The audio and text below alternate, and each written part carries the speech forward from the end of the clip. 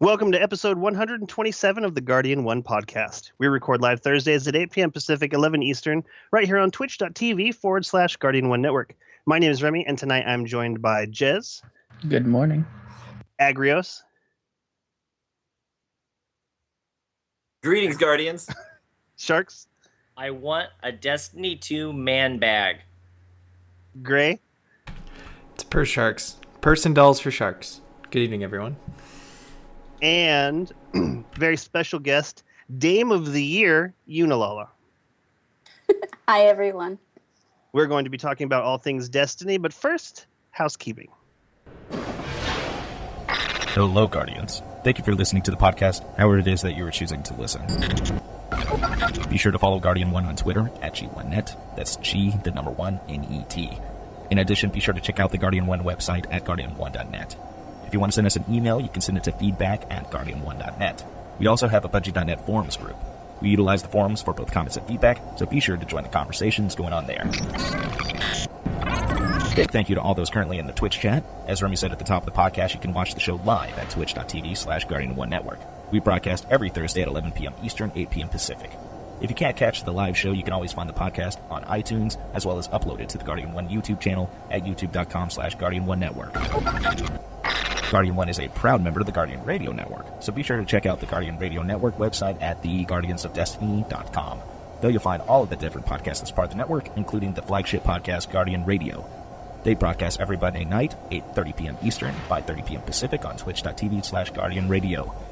You can also follow their Twitter account at Guardians of D and their YouTube channel, youtube.com/Guardians of D. Other podcasts that are part of the Guardian Radio Network include Ghosts and Echoes, a podcast that contains a bit of fan fiction and audio versions of the Grimoire cards, as well as the Destiny lore-focused podcast called Focus Fire Chat. Once again, thanks for joining us on the podcast. I'll see you again next week. Alrighty, thank you very much, Hollow River. Again, like we've said many times previously, if you want to have River back on the show for some kind of, like a very special episode, hit him up on Twitter at SDFRiver and let him know. Let him know you want to hear what he has to say. Same thing with Crimson Warlock. I'm going to try my best to wrangle these two back into an episode. Probably much closer to when Destiny 2 comes out, maybe around the time of the beta. I think the beta would probably be a really good time to have them on. So, but everybody's got to tweet out, because I've been trying to get River for weeks and weeks and weeks. Excellent. Okay. Quick shout out to our newest Guardian 1 members, Zombie Who and Elkins, and our very special guest, Yunalala. Yunalala, thank you for being on the show. You should probably... Sorry, I was muted. I should probably unmute myself. Thank you guys for having me. I'm totally excited. I probably couldn't have come on a more exciting week than this week. We are right in the middle of a very exciting week. And just today, the new reveal trailer dropped, and I have a lot to say about it, and I'm excited to hear what you guys have to say about it. But right now, for this part of the show, I want to point out that Yunalala just joined Guardian 1, and prior to this, just like 3 days ago, I think you did this. I have been in progress, in the process of starting a new role within Guardian One, like an ambassador program, where there's certain people in the community who really stand out to me as amazingly friendly and helpful. And Yunalala, you are one of these people. And tonight, I was going to ambush you with the offer of being an ambassador for Guardian One from Dames of Destiny, because I don't want to be a poacher. I don't want to say like, this person is amazing, we have to have them on the team. Like, if somebody wants to join, that's great. But I wanted you to know that this was going to be, I was going to get together with these guys and write up a bunch of really great words about you, and give you an opportunity to decide whether or not you wanted to be an ambassador. But then you just went and skipped right to the head of the line. You just said, well, why don't I just join the group? So yeah, you were going to be the first ambassador for Guardian One, and now you're just in Guardian One. It's really great to have you. You are a very, very funny and positive and helpful member of the community. I don't ever see you saying negative things to people, and even when life is getting you down, it's usually pretty funny. You usually put a pretty funny spin on it. Like, oh, I'm still at work, or like, crap is shit. But it's really great to have you. Really great to have you in the group. Yeah. Welcome to Guardian One. Oh, thank you. I mean, it's kind of funny. I really don't see myself as that way. So I really appreciate everything that you think. So I am absolutely thrilled to join Guardian One and get to know everyone. And, I want to stay with the Dames, and I'm not as active over there. But I still want to rep Dames because I love Dames too. So it's really great to be able to, that I'm going to be able to do both.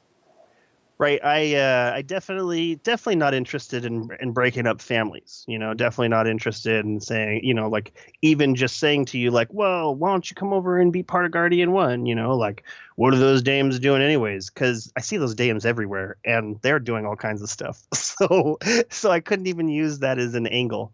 But yeah, you are a very positive role model in the community. And I think that if more people were like you, we wouldn't have even the phrase master race anything, So yeah, it's great to have you here. Great to have you on the show.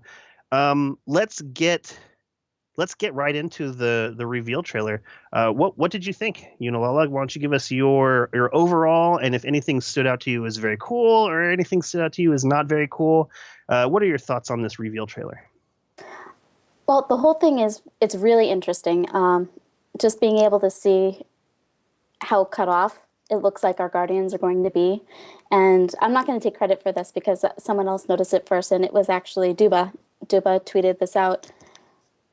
There were no ghosts in the trailer, which freaks me out a little bit. So being able to see, where we are now, and kind of we're in that phase of celebration. And it's like, oh, you have no idea what's coming, you sweet summer children of the city. Right. We don't know how good we have it right now. Yep. So I'm really excited to see where it takes us. What did you think about Cade and Ikora being separated from Zavala? What did you make of that? I think it's going to lead to some really interesting dynamics because, Ikora and Cade, they're going to probably end up being like total odd couple. The question of how they got separated in and of itself is going to be interesting, and I'm looking forward to kind of figuring out how that happened, and whether or not that's going to like lead to different factions or anything like that. But that's whole spin foil hat stuff going on. I do enjoy a spin foil hat myself. Gray, what did you make of the trailer? What were some of the things that stood out to you as good, bad, or other? I thought the cinematics on it were fantastic.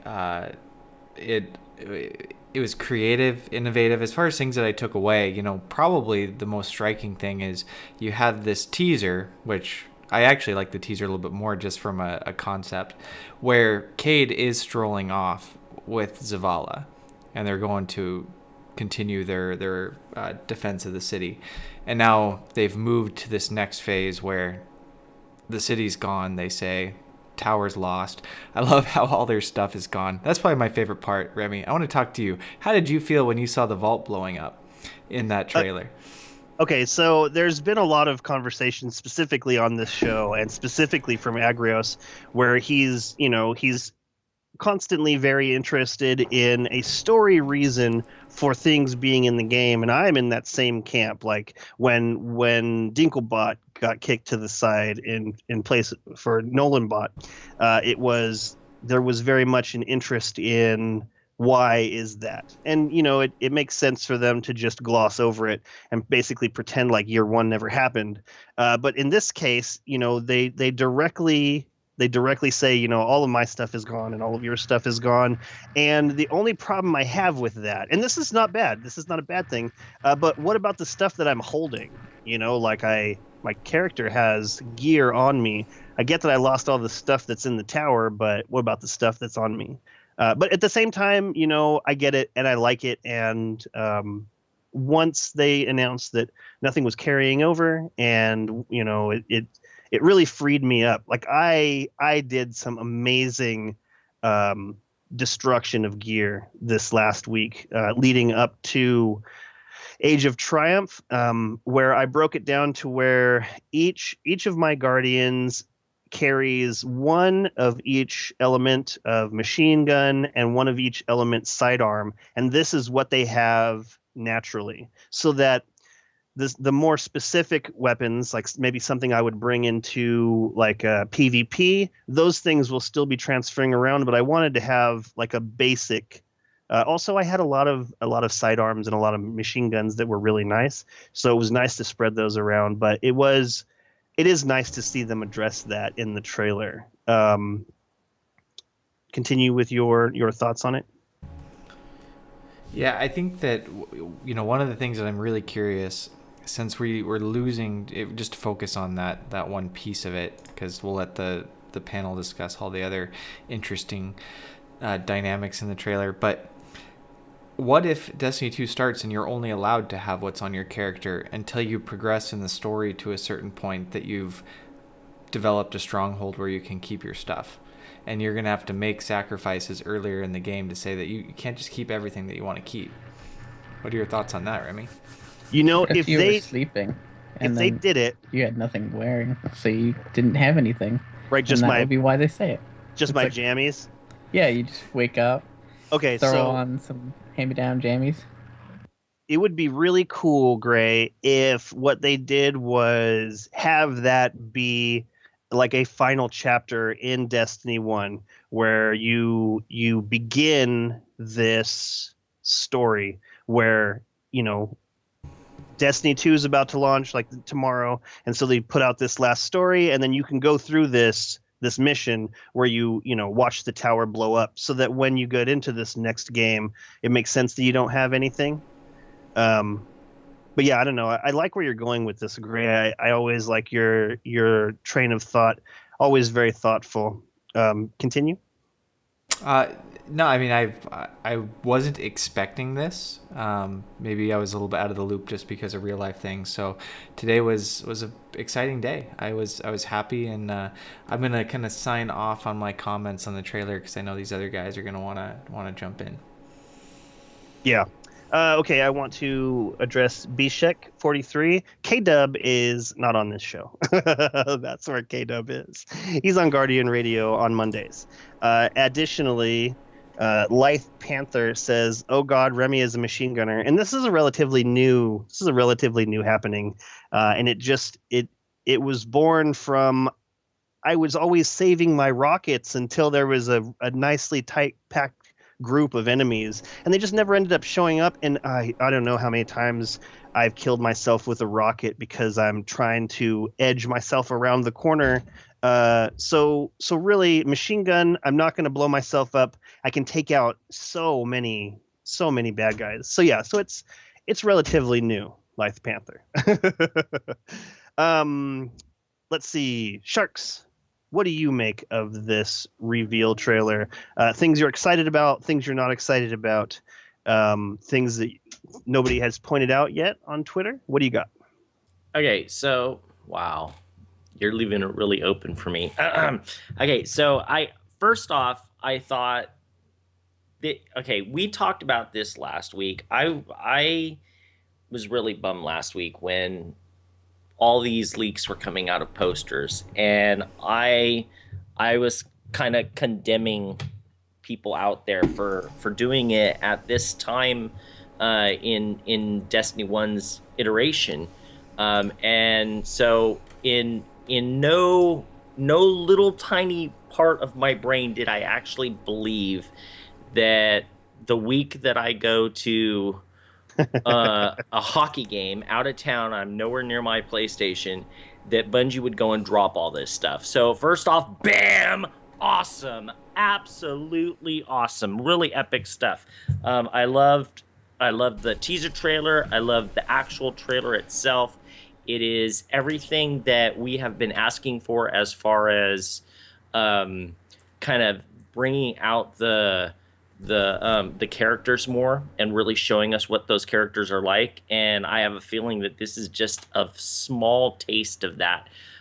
So I mean that part alone was really, really cool. Also seeing how they explain right away and kind of it. I like that they're saying right away, okay, boom, you're not going to have your vault, Remy. You know, this video was made just for you, no vaults. That section was right, and you're not the only one that's upset because Cade's pissed off too. You know, and it's kind of like Bungie making light of them getting rid of the vault, and I like it. I like that they're coming out right away.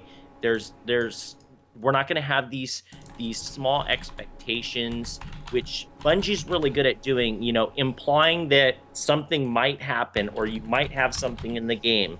For instance, I can compare this to when the first, when Vanilla Destiny was, before it had come out, and everybody was saying, oh, split screens so that you could play with your family just like you used to be able to do in Halo.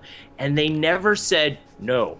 And so a lot of people in the community really believed that was going to happen. And I think they have totally learned from their mistakes with everything over the last 3 years. And that was one of the mistakes is not telling us stuff right ahead of time that they know that the community wants to know. So boom, you're not going to have your weapons. That's awesome. Let's put it out there for everybody to know. And this is going to be like a whole new game. That's really cool. Some of the really cool things that you see in there. There's a shark. There's a shark cabal. That's land shark. Badass! Land shark. Let's call it what it is. Land shark. It doesn't make any sense what you call it. It's a shark. And this shark is going to kill that shark. And I can't wait to do it. So, I mean, yeah, there's some really, really cool things in that trailer, but I love it. It was just overall, I've watched it over and over and over again. All day long, I was watching it over and over and over again. So yeah, it's really cool. And I'll stop for the moment because I could literally talk about just that video for 2 hours, and that's not fair. I always take up enough time as it is. So let's pass it on to somebody else. Alrighty then, Agrios, what do you got for us as far as the trailer is concerned? Because for me, like Sharks is saying, I watched a bunch of times today. I've started getting my gears turning to do a breakdown, like to go frame by frame and to really pick it apart. I have not committed to doing that yet, but this is the kind of thing that would bring that out of me. I definitely love doing breakdowns. Agrios, what is your take? Well, I'm too busy of a day to do a super detailed breakdown on it, kind of like you were saying there. But I mean, I really liked what I saw. I understand. I mean, I wanted the tower to blow up a long time ago. When we knew the reef was coming, that was my call then. I'm like, blow the tower up, it's gone. It sure was.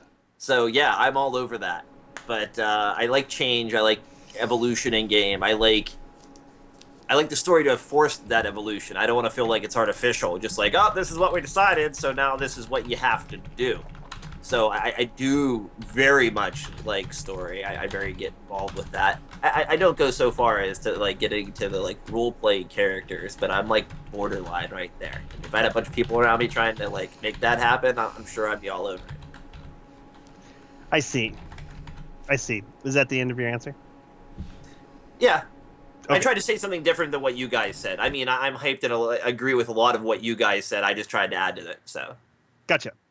Alrighty, Jez, why don't you tell me what you thought of the new reveal trailer? So I think it's probably the most perfect thing to come after this victory walk that we're doing in the Age of Triumph, because it's like, oh yeah, we're badasses, we kill everything, and we're just so confident that we get our shit blown up. I like that too. Also, guess what, Remy? Vault space issues are a thing of the past. Yeah.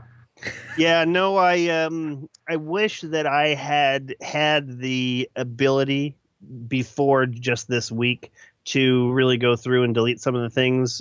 It was rough.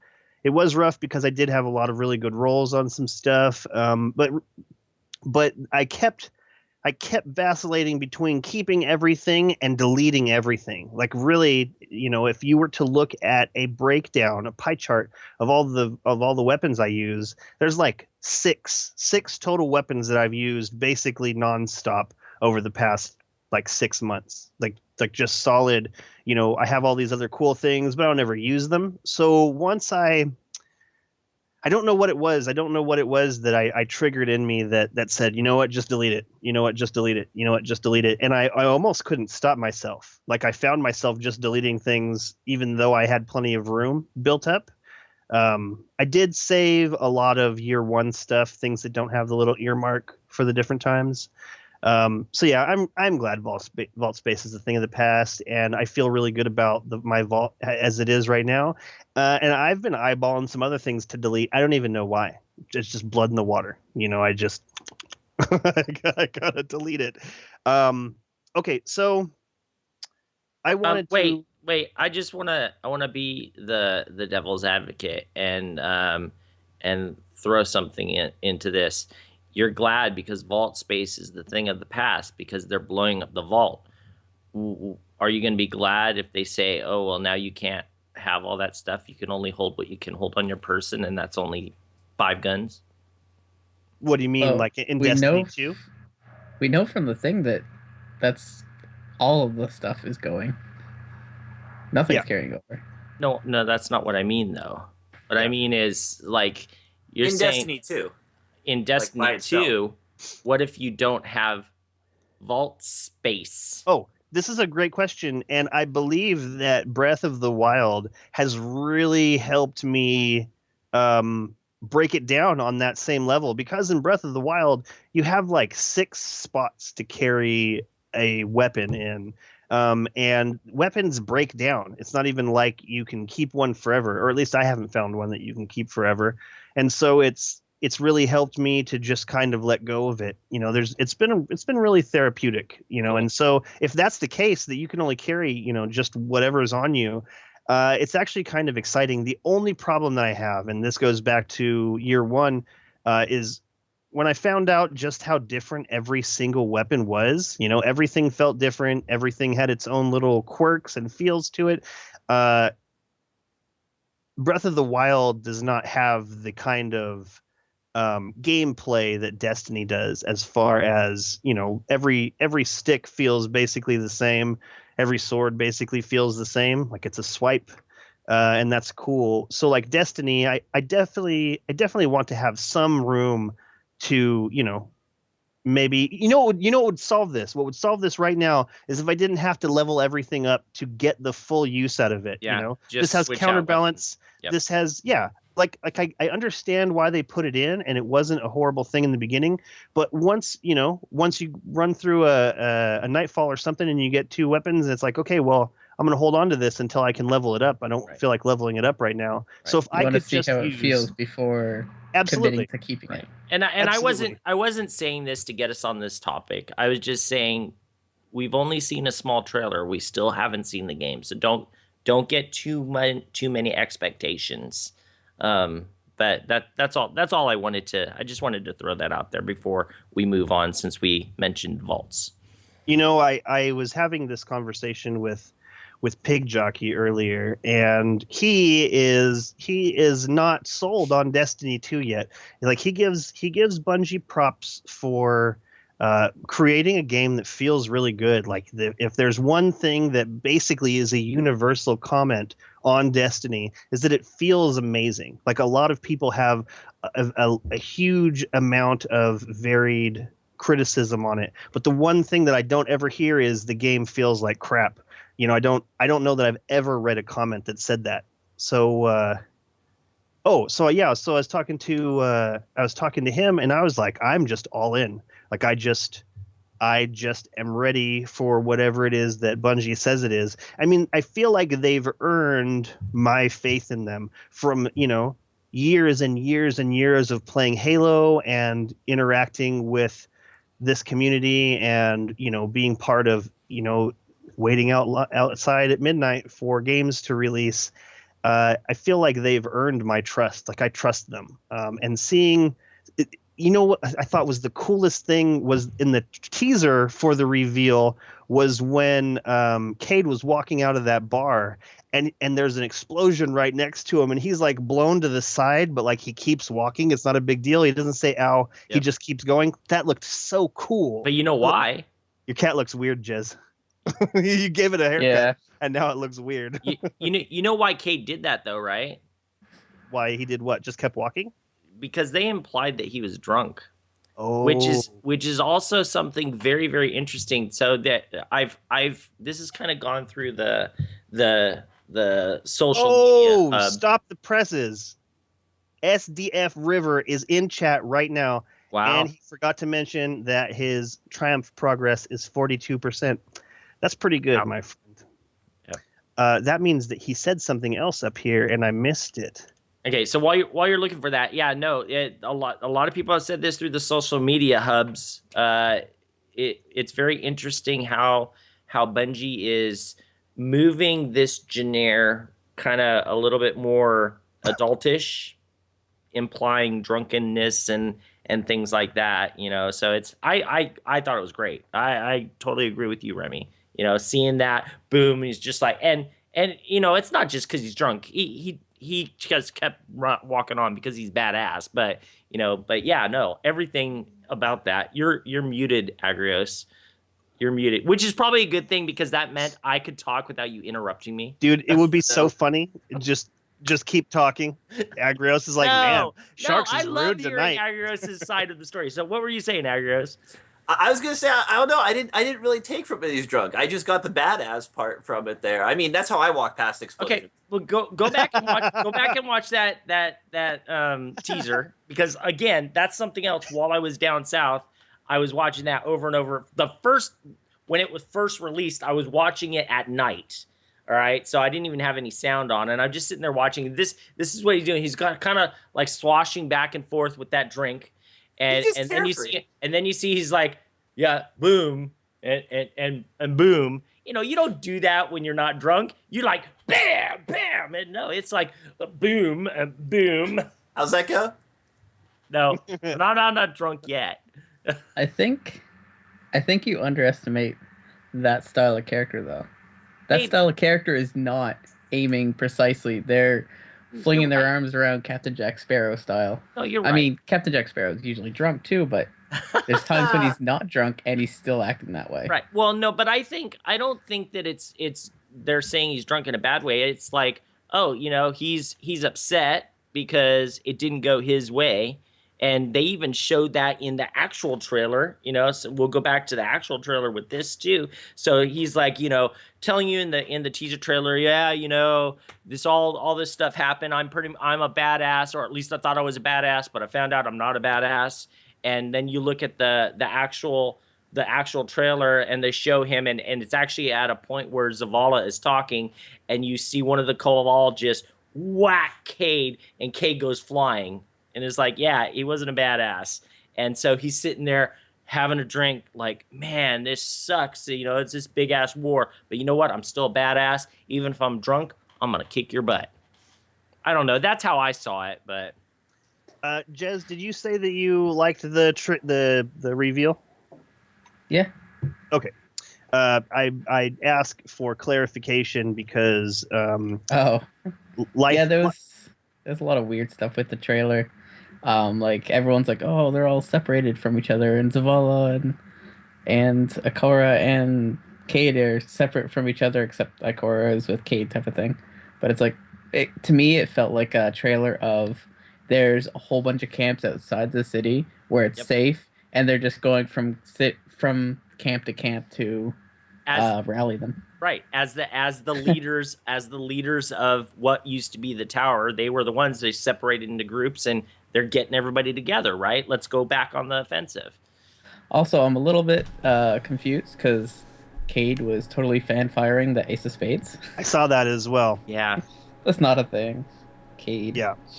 Yeah, you know, and to back up on that last thought, the reason why Ikora is with Cade is because nobody trusts Cade to be alone and go to these camps and talk up these people. Because he does a terrible job anyways in the trailer, talking up the group of people. Oh, come on.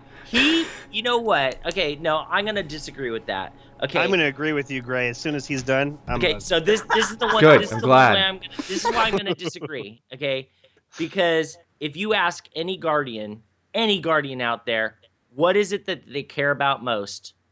It's the loot. Yeah, but he didn't get to the loot until after everyone was happy.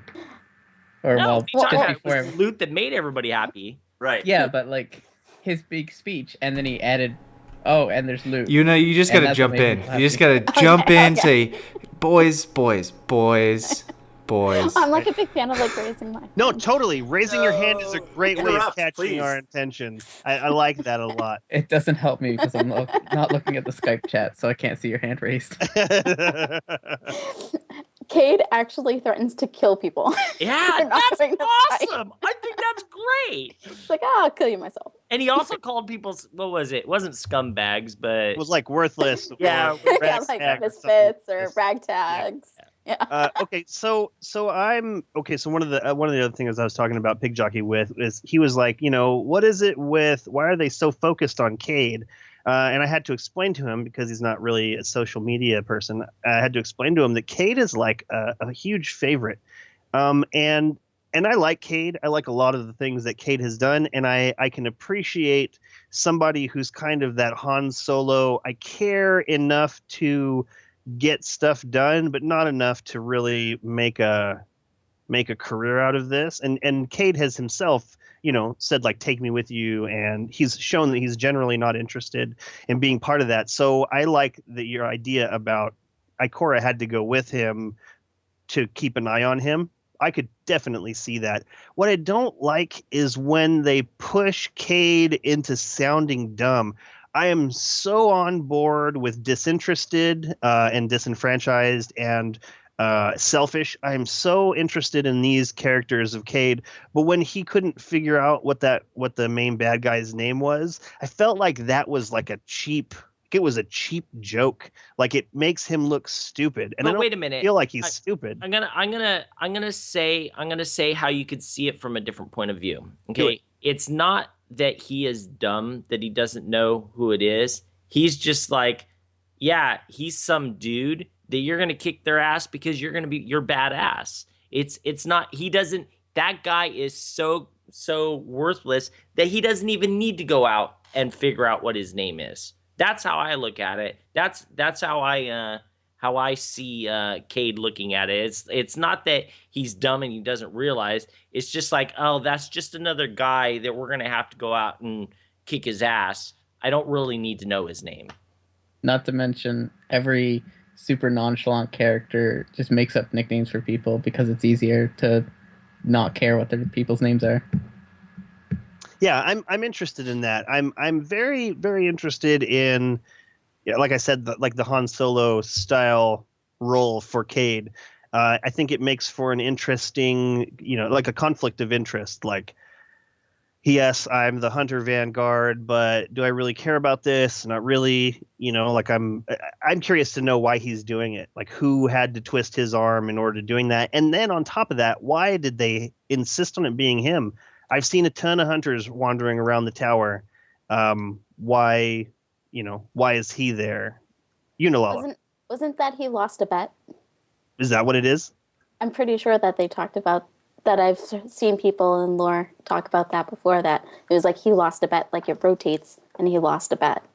I think Jez is looking it up right now. Jez has his looking for information face I on. might be. So I don't know what it is specifically about Zavala, but I love him. I love Zavala. I would follow Zavala into the Hellmouth, no problem. Like I like how the trailer or the reveal kind of went from here is like a serious tone, and then to Cade and his not serious tone. I really liked that he said, if I don't see you out there fighting, I'm going to kill you myself. That was really funny. And I don't know if I believe him.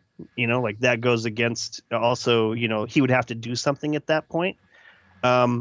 Additionally, that when Cade did interact with that land shark, he did like a move where he twisted it around him and it kept going. It's called judo. I thought it was called Aikido. In Resident Evil Nemesis, the first Resident Evil to have this was like this dodge button. So if a zombie had gotten too close and it was going to attack you, you could press a button and you would sidestep this. And this was huge. This was huge in Resident Evil. Like I had played every game up until that point, and being able to dodge at the last second was amazing. I'm really hoping, and this is where I go back to. If you go back and look at any of my Dear Bungie videos, I just wrong all the time. This is something that I don't want to be wrong about, but I probably am. Like they did it for the excitement. What does it look like? Here's Cade dodging this land shark. By the way, before you went on that giant tangent, so Cade, after the death of his friend Andal Breast got the hands of Taniks Asgard, Cade took on the Vanguard dare to his regret. He lost the bet and was forced to accept the challenge of becoming the new Hunter Vanguard. That's funny. So you were right, Yunalala. Look at you. Maybe you should be on the show. Calling us out. She is right now. Oh, yeah. I am. Yeah. Right this second. Good job. Okay, so... But yeah, I'm very much excited about everything that's going on. Okay, wait. I want to go into something else. So you were talking about how you didn't like how you weren't really happy about Cade and how they're reacting, but you also have to realize that this is just a short short trailer. Really, it's not going to give you everything that's going on with the entire Totally. With the entire stuff. And what kind of proves that is people aren't talking about who was it that was with Zavala, one of the most boisterous people in all of the game. Who? Shax. Oh, and yeah. apparently Zer, maybe. I heard that. I looked back. I didn't really see Zer, but it shows someone with a really deep hood, right? But you don't see any tentacles, right? But let's go back to the Shax and Zavala. Shax is way more boisterous than Zavala ever is in what we see as the game. So you could really be upset or whatnot based off of that too. But I just wanted to put that out there as something to take into consideration. This is only what is it, a minute and 15 second little clip. So don't base everything off of that small dose that we've seen. Well, I feel like it's a clear departure from the character in Destiny 1. Oh, like yes, for sure. I don't recall him saying so much, being so loose with what he says. Like the Cade that I'm looking forward to is the one who's, like, okay, well, I'm going to go talk to some people about some things. And Zavala's like, well, this meeting isn't over. And he's like, I know. Yeah. Like or get your rock off of my Yeah. my, yeah, it's all that stuff. And Yeah. I think we're going to get both. I think that we're really going to, I mean, a lot of people already fell in love with Cade's character. I cannot see them departing from that. They are going to show us that he's a badass. Definitely. I'm looking forward to that. I'm looking forward to seeing what he can really do. Okay, so why don't we go around one more time to make sure that everyone has talked about everything they want to talk about? Yunalala, was there anything else about this trailer that you want to discuss before we move on to other pressing information? No, I think we're good. Excellent. Gray, what about you? Anything else you noticed that you want to talk about right now before we move on? Nope. Sharks? Well, the only other thing that I really wanted to mention is, we are really going to see a different type of gameplay, I think, based off of it's not just showing main characters and us as Guardians. They also showed clips of people in the city, little kids and stuff like that. And it just kind of goes to maybe the hints that we've heard, the rumors about, making it more open and having a lot more hubs and stuff like that. I'm very, very excited to see that and see how it plays out. And I really do hope that this isn't all that they've put it in and we're not going to get that in the game. That would be very disappointing, but I don't think that's what's going to happen, as far as what was in the trailer. So yeah, that's all I wanted to add. Agrios, did you want to add anything else? Jez, did you want to add anything else? I don't believe. Maybe I do. I mean, So- I can't wait till I pour over the footage more frame by frame. I just haven't had time between when it dropped earlier and now to do that in my day. But I feel like there is a lot of detail visible in these trailers. Like, they're way too busy to really focus on everything. And I feel like for the next week, people are going to be like, right when this guy moves this way on this one Guardian hanging from his belt, you can see this one little thing and it gives away this and this. Yep. And I really think with the level of detail we got, there's going to be a lot of that coming out in the next few days. Yep. I mean, one thing go that on. you should rewatch the trailer for over and over for, I mean, or you could just go to Fuzzle's Twitter, is that Titan in the background after Cade says loot that's just going... I don't understand what type of animation they got that guy to do, but it's the best. But no, Bungie's really good at this. They do this a lot. They give us small tidbits, and there's a lot in it. So yeah, it's really exciting as far as us trying to, decode that and see what we're gonna see. I agree with Agrios on that for sure. Okay, Alrighty. so No, Yunalala wants to talk. one thing. The Traveler looks like it's burning. What do you think? Everything looks like it's burned. I don't think so. I think what you're seeing in that is the city itself has burned, and in the process between this point of Destiny and Destiny 2, the Traveler has repaired itself enough that you're just getting that body. Maybe it's a metallic body, and you're just getting that reflection. Yeah, of the sun. Okay, so let's bring this into this conversation here while we're at it. Okay, that image that went up on the Facebook header that was corrected. Yep. That showed a mini Traveler under the Traveler, and Deej said, we were correcting a mistake. Okay, well, you didn't say the mistake wasn't just we didn't mean to show you all that image yet.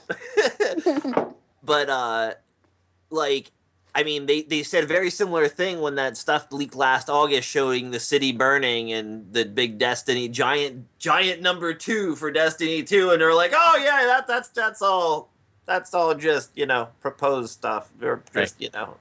But as it turns out, that's almost exactly what was used and whatnot. So what is this double Traveler? This Traveler under a bigger Traveler? A planet coming down on the Traveler?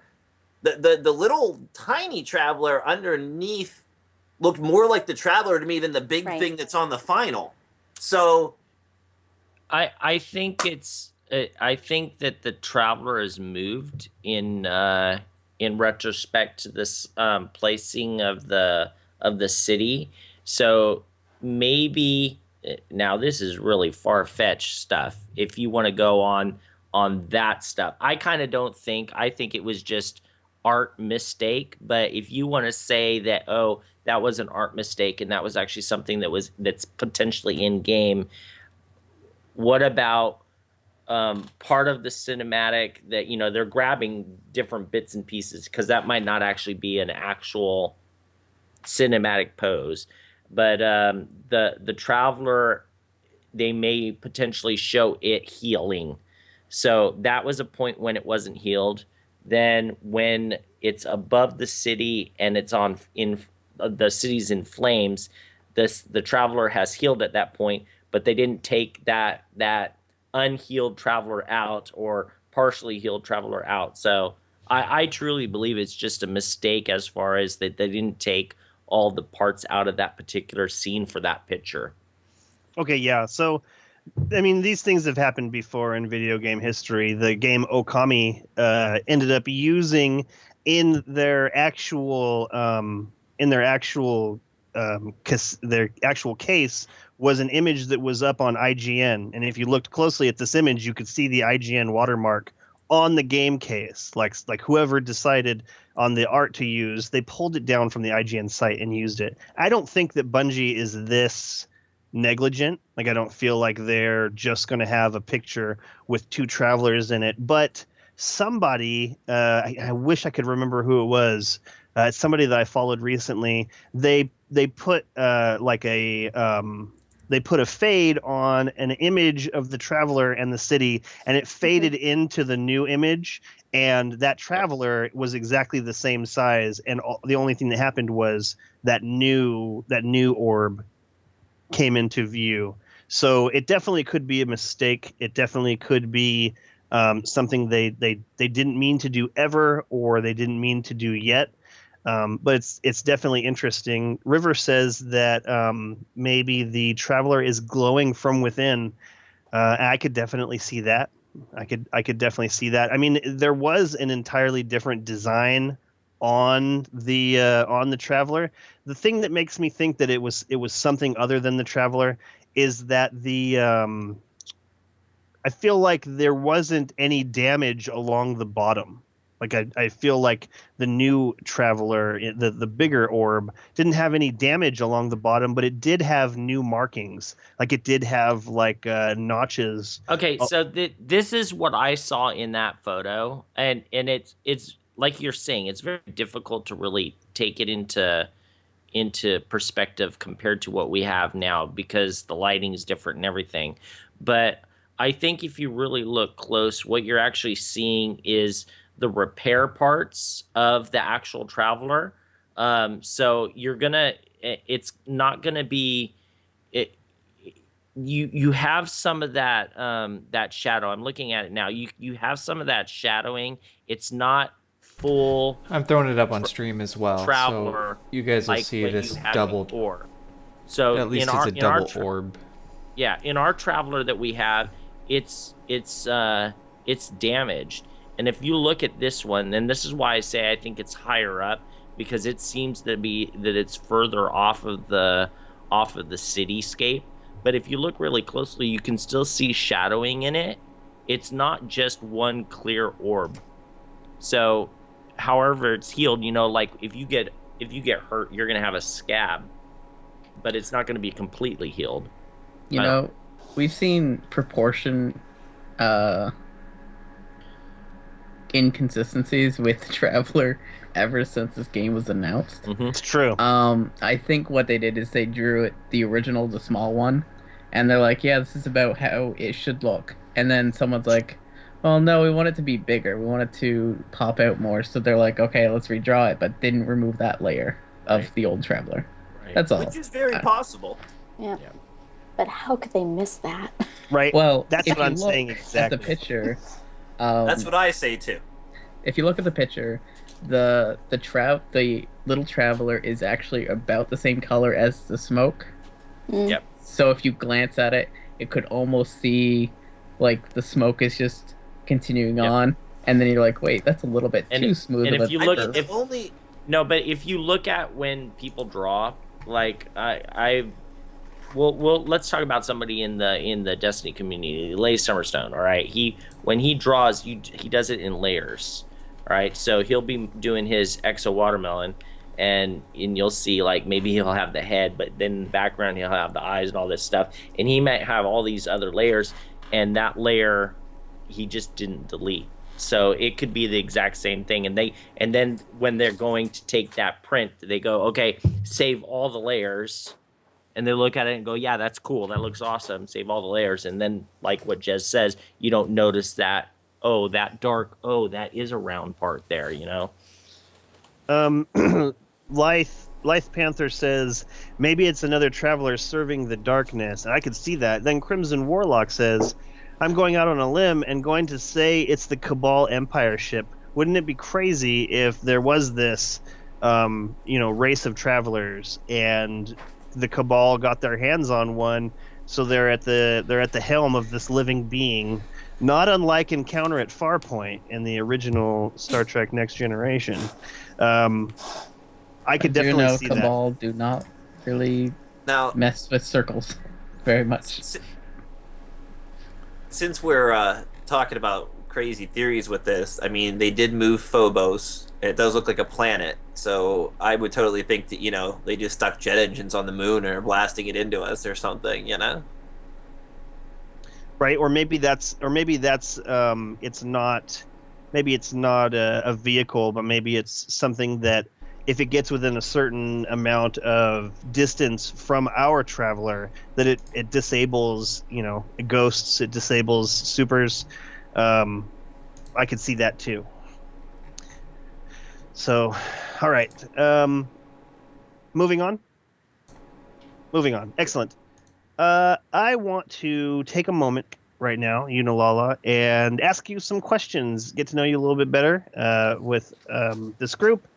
Going to ask you some questions. I'm curious to know, and it's funny, I didn't ever really think about it like this, but I ask everyone first where they got into video games. Like, video games are what we're here talking about. A specific one, sure, but, video games started everywhere for someone. Where did video games start for you?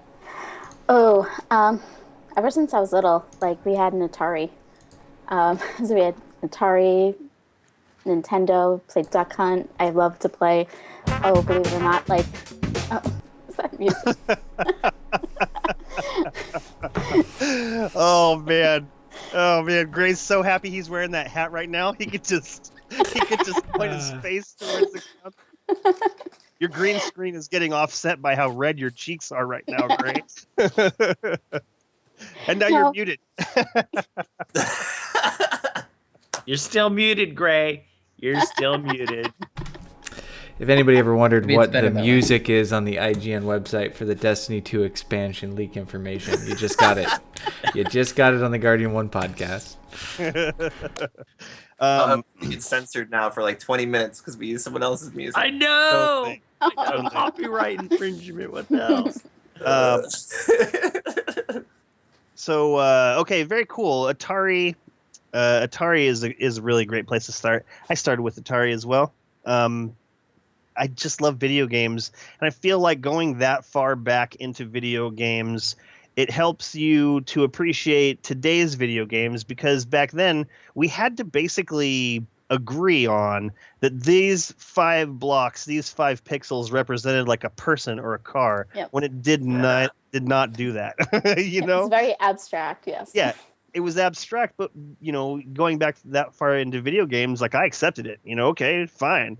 This weird L shape is a person. Cool. Like, this is all I got to do to, this is the EULA. Do you accept that this weird shape is a human? Yes, then you may play. Hey, look, it's a dragon. Right. Exactly. Exactly. And so going that far back is very cool, especially today. Like, today video games look insane. And what's really funny is going back to like Xbox, like the first Xbox, the first PlayStation, and those graphics were like, oh my God, this is insane. And it just looks like crap compared to nowadays. Excellent. I also am curious to know where Yunalala came from. Also, very game based. So Yuna is my favorite character in a Final Fantasy series from Final Fantasy X.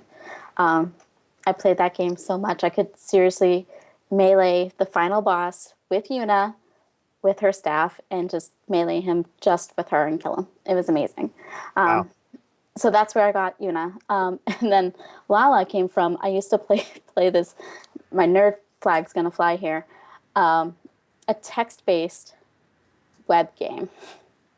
And my name was Lialia. It was Lialia, and no one could pronounce it. So they always shortened it to Lala. So I just married those together. I was half thinking you were going to bring up the very small weird things from Final Fantasy XI. Oh, I did play Final Fantasy XI too, though. Yes. So it was a text-based game. What was it called? Yes, it was called Monarchy. Okay. It was run by a company called Evernight. And we would like build up these kingdoms, and we would get a certain amount of turns per hour, and we had guilds, so like clans and different roles, and I was like the glass cannon type kingdom. I would just raise everyone down. I've never wanted to put GIFs on the show, but right now I wish that I could put up that meme that says, "Oh, we got a badass over here," because really, like what you're describing right now is, your badassery. So I was curious to know before the show started what Yunalala meant. I did a Google search, and you are it. Like, you are the first thing that shows up, and it turns out that you're a cosplayer as well.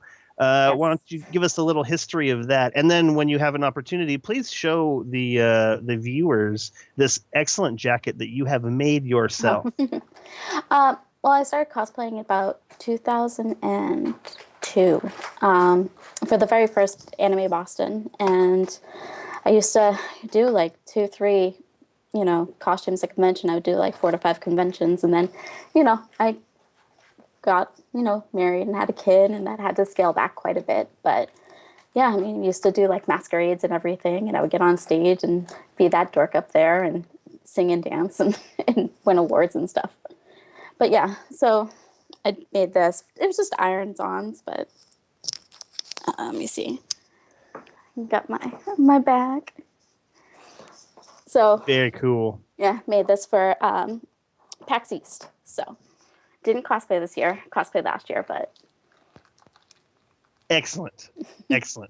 Do you have a cosplay on the horizon that you are thinking about doing? I know that every time a new trailer comes out or more information shows up, a lot of the cosplayers that I'm following, they get that like rush of the ocean. yes. Like I have my own sewing room and everything. I'm making my Guardian for Guardian Con. That's really cool. Yes, my hunter. That's so really I'm very cool. excited about that. I've always been interested in cosplaying. Probably the closest thing I've done is like Renaissance fairs, like war, where you dress up in armor and you go out on the battlefield and beat each other up and things. Yeah. Yes. And the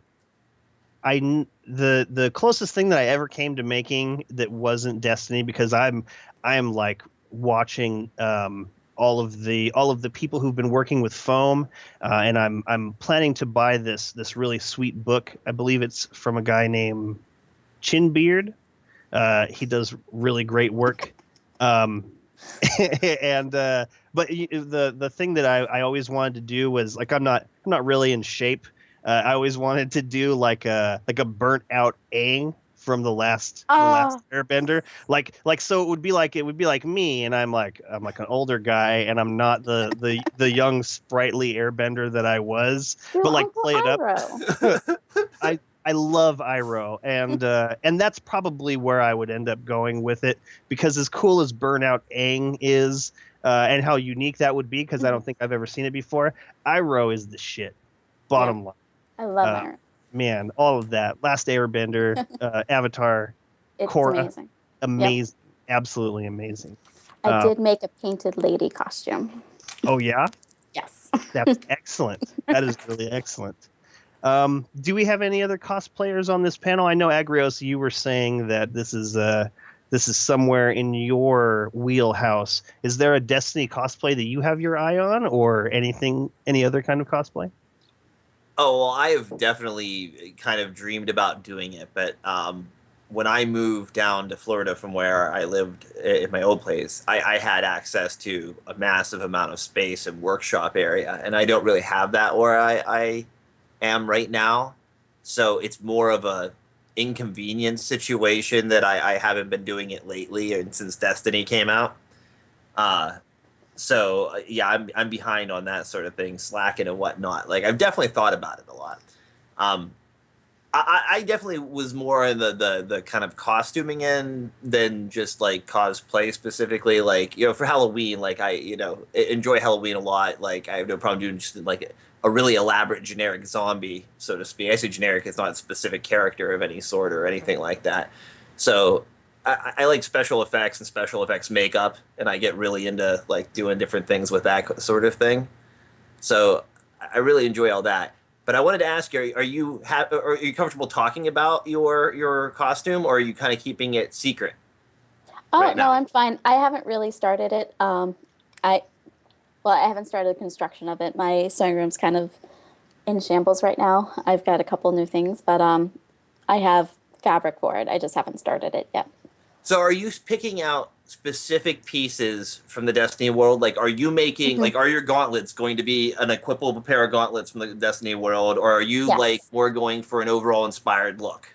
Oh no, So you're I'm going to be able to name these are the so and so's, these are the okay. yes, yes. It's actually exactly what I'm wearing right now. I like the way I look a lot, and I don't really care about going to the different tiers. Well, I mean, my character, no. And oh, sorry, I'm getting attacked here. So I just tend to infuse all that gear and get that up to light because I really enjoy the way it looks, and wearing my Valsgar shader, and yeah, I like the black and the gold motif. You So know, I thought you were just getting real with us there for a second, which is cool. No, It's I mean, totally cool. You're like, well, I like the way I look a lot, so I don't really want to change that. sorry, I'm being attacked by the cat. The cat's getting excited by your conversation. Right. She getting So, attention and not Is your getting outfit going at. is your outfit going to include an exotic? Yes, it's my arms. Let me see, which ones are they? I'm having a mental moment. What was I wearing? Sorry, I'm signing in so I can see them. What is the subclass and everything that it's going to be? Oh, it's well, I mean, it's not going to be specific to a subclass. So I wear the Okay. same. I'm one of those people. I wear the same gear no matter what. Okay. I'm going to be wearing the arms. So my helmet is going to be the Dream Eater mask. I got that out of the yeah. So I like that one because it makes me look like Cobra Commander. Nice. And my gauntlets are going to be the sealed Ahamkara grasps. Ah. So those are my favorite. I like having Nice. smoke bombs. Excellent. Yes. I can't wait to see it. All right. What about you, Gray, Sharks, Jez? Do any of you cosplay? Excellent. I do not. I only know I I can't only Just say know you. face. random things about cosplay, like random materials to use, like that bendable plastic when you heat it up. But that's way too much work for me in my non-creativeness.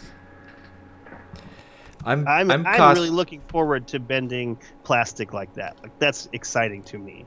Chinbeard, I'm coming for you. Gray? I'm cosplaying West Side Story tonight, and you guys didn't even show any excitement about it at all.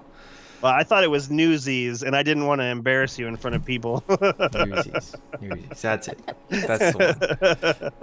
Like, Okay, and you know that I love dressing up. I dress up and do crazy He shit does. all the time. I even got him this hat to wear, and he won't wear That it. damn hat. He You won't tried to wear get this that hat. in the I got him pre-show. it. I He don't won't want wear that it. hat.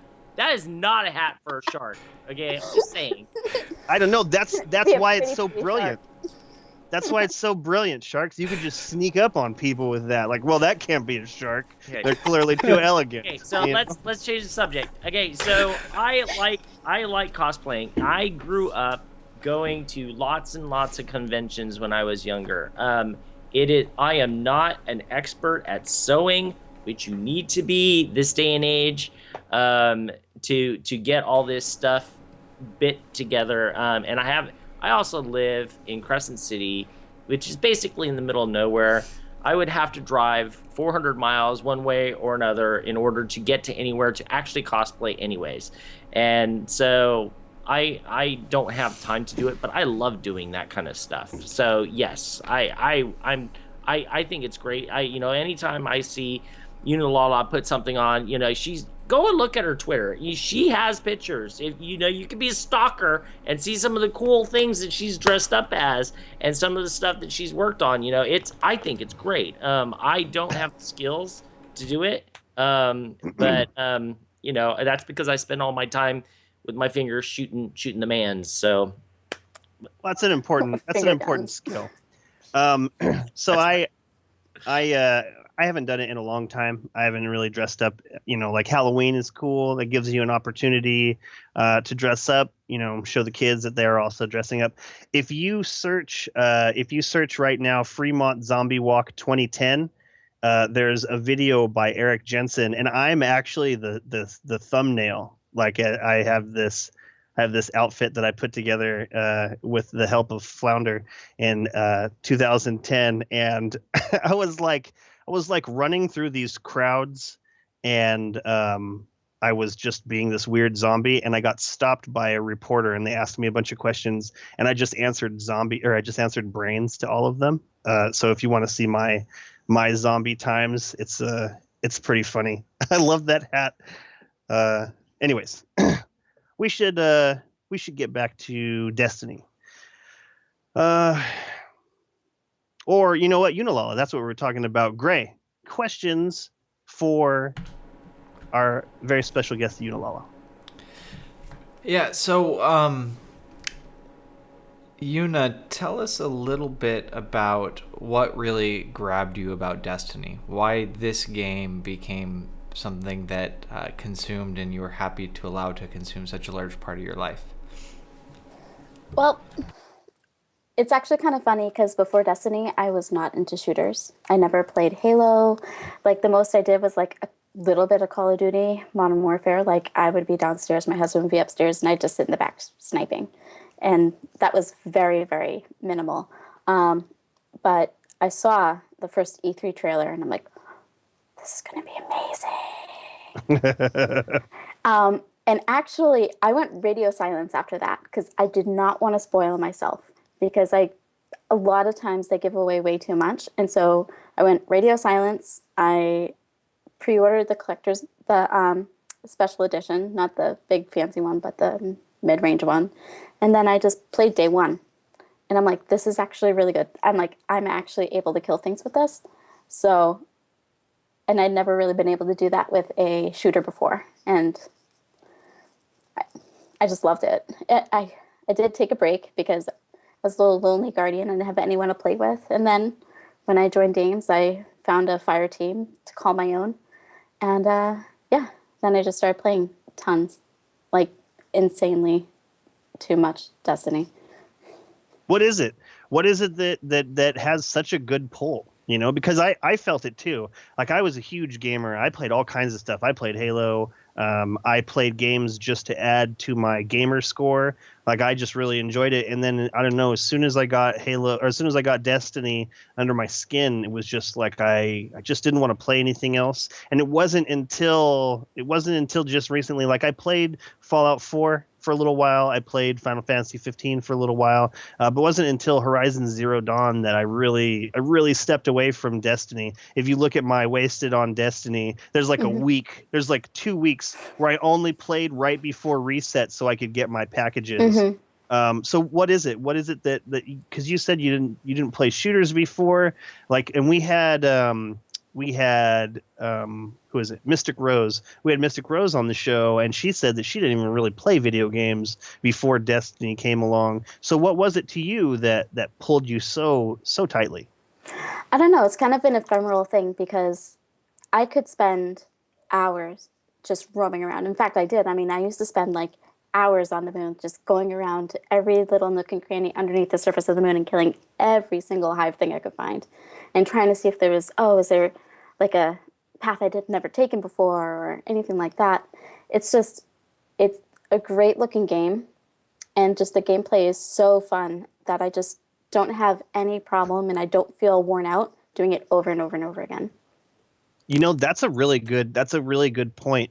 There is a certain, like, whenever I do step away from Destiny and play something else, there's a certain amount of fatigue that happens, and I don't feel that fatigue with Destiny. I feel like I could just sit down until, a blood clot hit my brain, and I would be happy. Like I get motion sickness pretty quickly, and after, I tried to play Borderlands after I played Destiny for a couple of years, and it just doesn't feel right. I don't even know, why don't more companies put time into making their game feel great? Because, Bungie has really knocked it out of the park as far as controls go. I don't know. What were we talking about? I forgot. Oh, we were at Gray, right? Yes, we were. Yeah, I got a few more questions for you, but I'm going to go ahead and let the panel go around so I don't steal all of the really good ones. Excellent idea, Gray. Very nice of you. Sharks, questions for our good friend Yunalala. Okay, so I have an issue, and I play too many video games, and I have no life, and that's all I do is play video games. You, on the other hand, have a different issue. You cosplay, you play video games, and you have a family. And you are a podcast stalker because you watch all the podcasts out there. I'm always seeing your name on in the feeds when I'm in there. How the hell are you able to do all the stuff that you're doing? I mean, you must not sleep. No. I do tend to, my sleep schedule is a little bit off. It's witchcraft. It's just lots of sugar. No, honestly, as far as like the podcast stuff goes, it's mostly you guys that I actually go to live. And I started watching it and listening to you guys after River was on Guardian Radio, because I listen to Guardian Radio in the car. I have a very long commute, so I listen to the podcast in the car a lot. It's like an hour and a half each way to and from work. That's how I like spend my time. But I mean, you are a Disney princess. This is your occupation. No. Continue. No. But I mean, as far as everything else goes, I mean, obviously, family comes first. Job and family. Honestly, my gaming time is fit into the time slots usually reserved for where people spend their time watching TV. Oh, I thought you were going to say sleeping. Like your hubby and your little one doesn't play games, or they don't play what you like to play. Right. So like my husband plays games. He plays very different types of games. He is very anti MMO co-op play. Right. He was my first MMO was Final Fantasy XI, and he bought that for me, and he regretted it a week later, because then I was just like, all my time. My daughter loves to watch me play Destiny, and she is my biggest critic, because she'll be like, "Mom, stop dying." That's awesome. That is awesome. She'll be like, "Mom, you need to shoot more." She's so sassy. It sounds like you need to get another system so that she can come and play with you.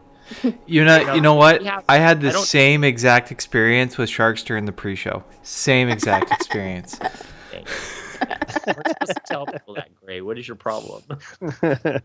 No, you are very new to Guardian 1, and it is really funny because Remy weeks ago was like, you got to get Yunalala on here because I want to do something special with her. And I was like, oh, okay, all right. And he goes, no, you don't understand. I want to make her like this ambassador, and you need to get her on right away. And I was like, oh God, okay. So I had to work around and all this stuff.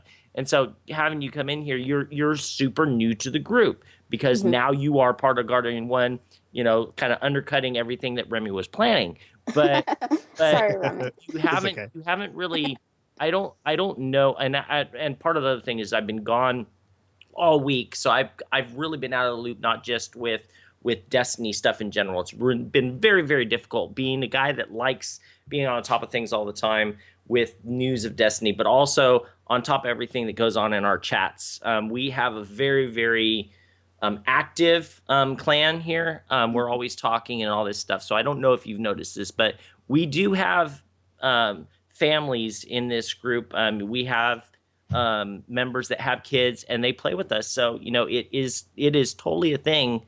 Get another system, come and play. We can all do a cool raid or something like that. Destiny 2. Yeah. Yeah. Well, I think I'll have to kind of wean her on that. She likes to watch, but she's not so good at playing things yet. She's got little tiny hands, and the Xbox controller anyway, she hasn't touched the PS4 yet. It's just so large.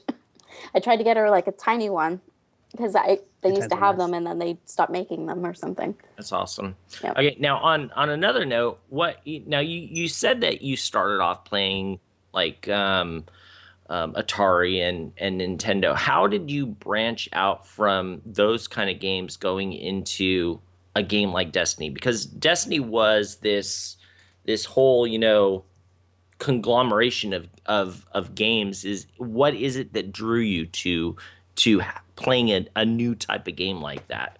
What they were talking about? Actually, ironically, it was like the one thing they did not deliver with Destiny, and that was the whole open world thing. Yep. Mm-hmm. Yeah, because when they're like, you can, because I know some people are like, oh, no, he never said that. No, he totally said, no, oh, you see that? You can go there. Yep. So I'm like, right. Oh, that's amazing. Because I was, at the time, I had played World of Warcraft a lot. And I was kind of getting WoW burnout. So I was looking for, something different. So that was kind of like the next hop over. Mm-hmm. But yeah, I mean, in story-wise too, I'm always big on story. Right. Ever since high school, I used to play JRPGs. Like that was my high school. Now, obviously, it drew you in. Is it hard for you to separate time of playing games to doing your cosplay? Because that's kind of, that's kind of what you were known for, especially like in the beginning. You were doing your different cosplay stuff, and you are doing it now. But we all know on this panel. Except for Jez. Jez is like this superstar that can play any kind of game, and like he plays Horizon Zero Dawn in a week and finishes and gets platinum. So he's kind of out of this loop. But the rest of us, we invest in a game for the most part, and then the rest of our lives. How are you kind of doing that with what you really loved as far as your cosplay? Has it kind of hurt the time that you've involved in that? Well, when I started playing Destiny, I was kind of on a cosplay break anyways, because after I had my daughter, I had to step back for, you have a child, you step back for a time and financial reasons anyways. I wasn't able to go to a lot of conventions because being away from, my husband doesn't go to conventions, so it was just me going off with my girlfriends. Can't do that multiple times a year anymore. So that kind of filled that time. So there was like a little vacuum of space there for that to fill. But the real answer is that I am a terrible procrastinator. I pull, I go to bed at 3 a.m., 4 nights before the convention to get things done. And I say every time I'm not going to do that, and I always end up doing it.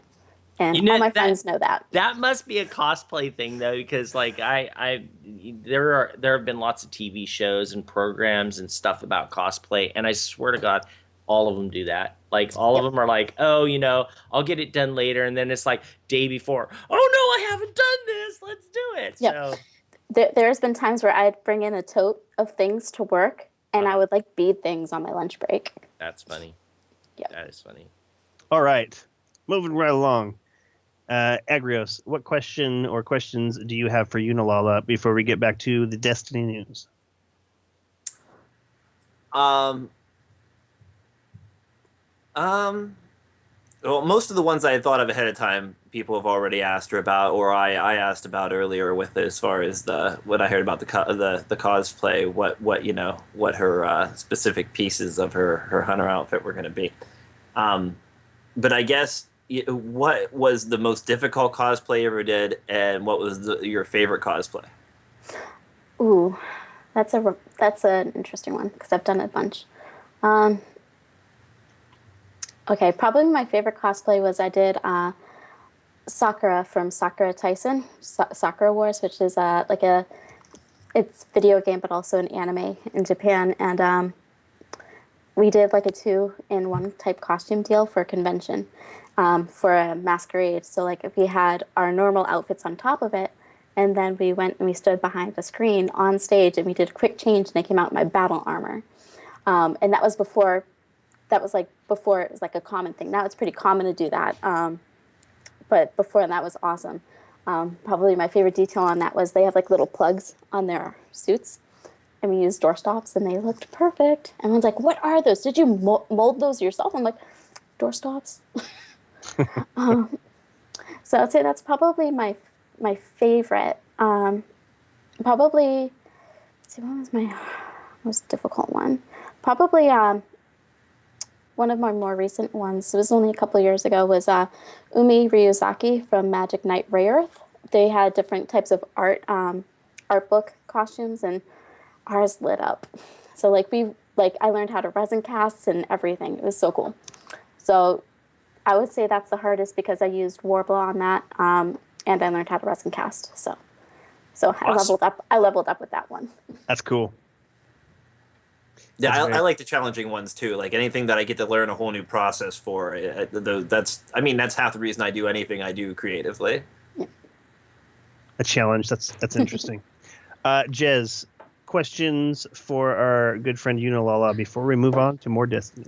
So this is going to be a very quick question. Horde or Alliance? Alliance. Okay. I like it. you know, Alliance, Ret Paladin. I should say I started Horde, and I was a Paladin, because this is just on the cusp between Vanilla and Burning Crusade, and then I moved over to Alliance as all my friends went Alliance, so now I'm pretty much agnostic about which one or the other. Okay, for those of you that are confused in chat or listening, this is World of Warcraft stuff. They are messing with all of us because most of us don't play. All right. You know, I'm messing. If I wanted to mess with you with that would be pretty easy, but that's true. It would be. I pay enough attention to know that that's where that was going, where that reference was from. Like I recognize that. Yeah, but you're a superstar, Remy. We're just giving this to everybody else that might not know. Oh, I saw the awesome movie. That's how I knew. Was it good? You know, I don't know, Jez. Was it good? I heard World of Warcraft fans it wasn't good. No, it was excellent for a lot of fans. I was nerding out the whole time. I'm like, ooh, I know where that is. I've been there. The bad part was that they also had to get people that weren't fans of the game to watch it. Yeah. And it was very dense. It was a dense movie. Yeah. It was like this. I mean, they changed some things, but it made sense in the overall narrative, I think, so. Alrighty, moving right along. Agrios, where are we in the world of news for Destiny? All right, so lots has happened. Let's start right where we've already been talking about it for half the show here. Destiny 2. They said they began their vision of the Destiny 2 with a story. That's what we got in our trailer reveal there. They say the next beat to look forward to is the gameplay reveal on May 18th. Then they say this summer we'll need you to stand together in the Destiny 2 beta. They go on to say there will be so much more talk about all summer long. We'll be making appearances at events where we just might meet you. You'll find more waypoints on a roadmap as the journey progresses. Launches on September 8th. The little bit of background we have on the story. Humanity's last safe city has fallen to an overwhelming invasion force led by Gaul, the imposing commander of the brutal Red Legion. Gary. What? Gary, right, Gary. Gary. He has stripped the city's guardians of their power and forced the survivors to flee. You will Hey guys, venture did you ever play Metroid? 'Cause that happened every game. Oh, you fell to the earth and you lost all your powers. Go Okay, collect wait, no, again. wait. You know what? I'm gonna stop Jez right now. Okay, because I don't remember who it was that posted this. It's somebody big in our community, and it's true, and I don't want to hear it on our podcast. Basically the post was, oh, you know, everybody's gonna start talking trash about Destiny 2 20 minutes after the reveal trailer. We shouldn't be doing that. Let's talk about good stuff. It's a new game. It's not Metroid remastered. What? Other M was the only bad Metroid game. We weren't talking about Other M. Other M doesn't count. No one talks about Other M. When do we get to talk about pre-orders? I want to talk about pre-orders. God, you just want to get me pissed off. That's why, Gray. Okay, go on. Sorry. Go on, Agrios. You will venture to mysterious, unexplored worlds of our solar system to discover an arsenal of weapons and devastating new combat abilities. To defeat the Red Legion and confront Gaul, you must reunite humanity's scattered heroes, stand together, and fight back to reclaim our home. Proof that leaks were true. Yes, as always. So we have a bunch of different options out there for your purchase of this. The base game is $59.99. The expansions add another $30 to that digitally. The digital deluxe edition gives you some bonus digital content, brings the price up to $99.99, $100. There is a physical limited edition exclusive to GameStop in the US, and I believe the same thing's available at Game in the UK or in Europe. I'm not 100% on that. But it's a limited edition for $100 as well, but that will include some other items, which I'll get to here in a moment. And the final edition is the collector's edition for $250. Now, what you get with each of these, the base game is, of course, the base game. If you get the premium digital content, that is a legendary sword, a legendary player emote, and the Cabal Empire-themed emblem. Now, with the limited edition, the $100 limited edition from GameStop, you also get the Steelbook case, booklet with secrets into the Cabal Empire, the Cabal schematic, the collectible postcard images, and the Cabal military pawns. The collector's edition then also comes with the Frontier bag, a customizable bag that can be worn as a backpack or messenger bag, 15-inch laptop / tablet sleeve with protective pocket slip, the Frontier kit featuring a solar panel USB charger with built-in light, paracord, and solar blanket. So that's what comes with the collector's edition. Those are all the versions that we know available at the moment. The collector's edition sold out at GameStop very quickly today. I'm not sure if they're available anywhere else still. Does anybody? I mean, Amazon doesn't have them anymore. Oh, I know. I'll tell you, if you want to get on this subject, because this is what Gray wants. Okay, let's get on this subject. No, that's not actually what I wanted, Sharks. What I want to talk about are the logos on the expansions, but we'll get there. That's what I want to talk about. Yeah, that's actually on my list here. So, No, you can't. No, I want to talk about this. We are not going to buy. Okay, hold on. I have one other thing to say about the collector's edition. I wasn't done yet. There is a small bit of other story that goes along with the collector's edition that's pretty interesting here. I don't want to hear interesting. I don't like it. I'm not happy. Okay, so the Frontier bag that comes with the expansion pass belonged to a guardian named Hawthorne. Born in the city, Hawthorne left as a teen to seek a life of freedom in the wilderness. Oh, hold on. In the wilderness outside the safety of our walls. She has survived for years outside the Guardian's protection and has come to learn her true purpose. To provide shelter to humanity by helping them not only to survive but lead a better way of life. This is a frontier bag as worn by Hawthorne. In it, you'll find tools and a place to store the valuable equipment you uncover on your own adventures. So that's all the complete story on the collector's edition. And the one other thing we got in one of the images is what Gray was referring to. No. Before you move on to that, is Hawthorne? Are we thinking this is who Ephrodite's talking about with the group of guardians that are out there? No, I don't. Oh. You think it's a completely Hawthorne separate thing? sounds like someone from Earth. Okay. Yeah, if you wanna like a know non-guardian. What, Yunalala? Like a non-guardian. Like Halsey in Halo. Continue. Can I just say before we move on? Refers to her as a guardian. She may be a complete non-guardian. That's a good point. Before we move on, messenger bags are the best bags, so don't you talk shit calling them purses. Hey, I rock a man purse all the time. My turn. Is it my turn? It's your turn, Sharks. Oh, My Jess turn. is prepared. Okay.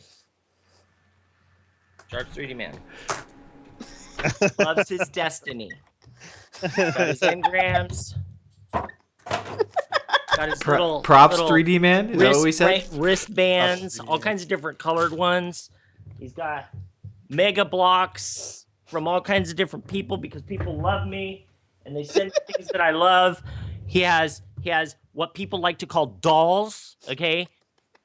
These are awesome. This is awesome shit, right? Okay, so Sharks 3D Man is not happy. He's not happy because one of the things that he likes to do, and actually I didn't even go, I should go and get my strange coin, but I've got like 3,000 of them in my game, so why would I want to hold another strange coin? Because I'm a collector, and I like all this shit, okay? But I'm not happy because I can't get it. Why can't I get it? First off, because I go to San Jose to watch a hockey game, and out of the blue, Bungie drops all this shit on me. But they don't say that they're gonna tell you, oh, on such and such a day we're gonna start selling stuff. No, we're just gonna give you a video. Okay, so this video happens, and this video is about the game that's coming out in September. Oh, that's badass.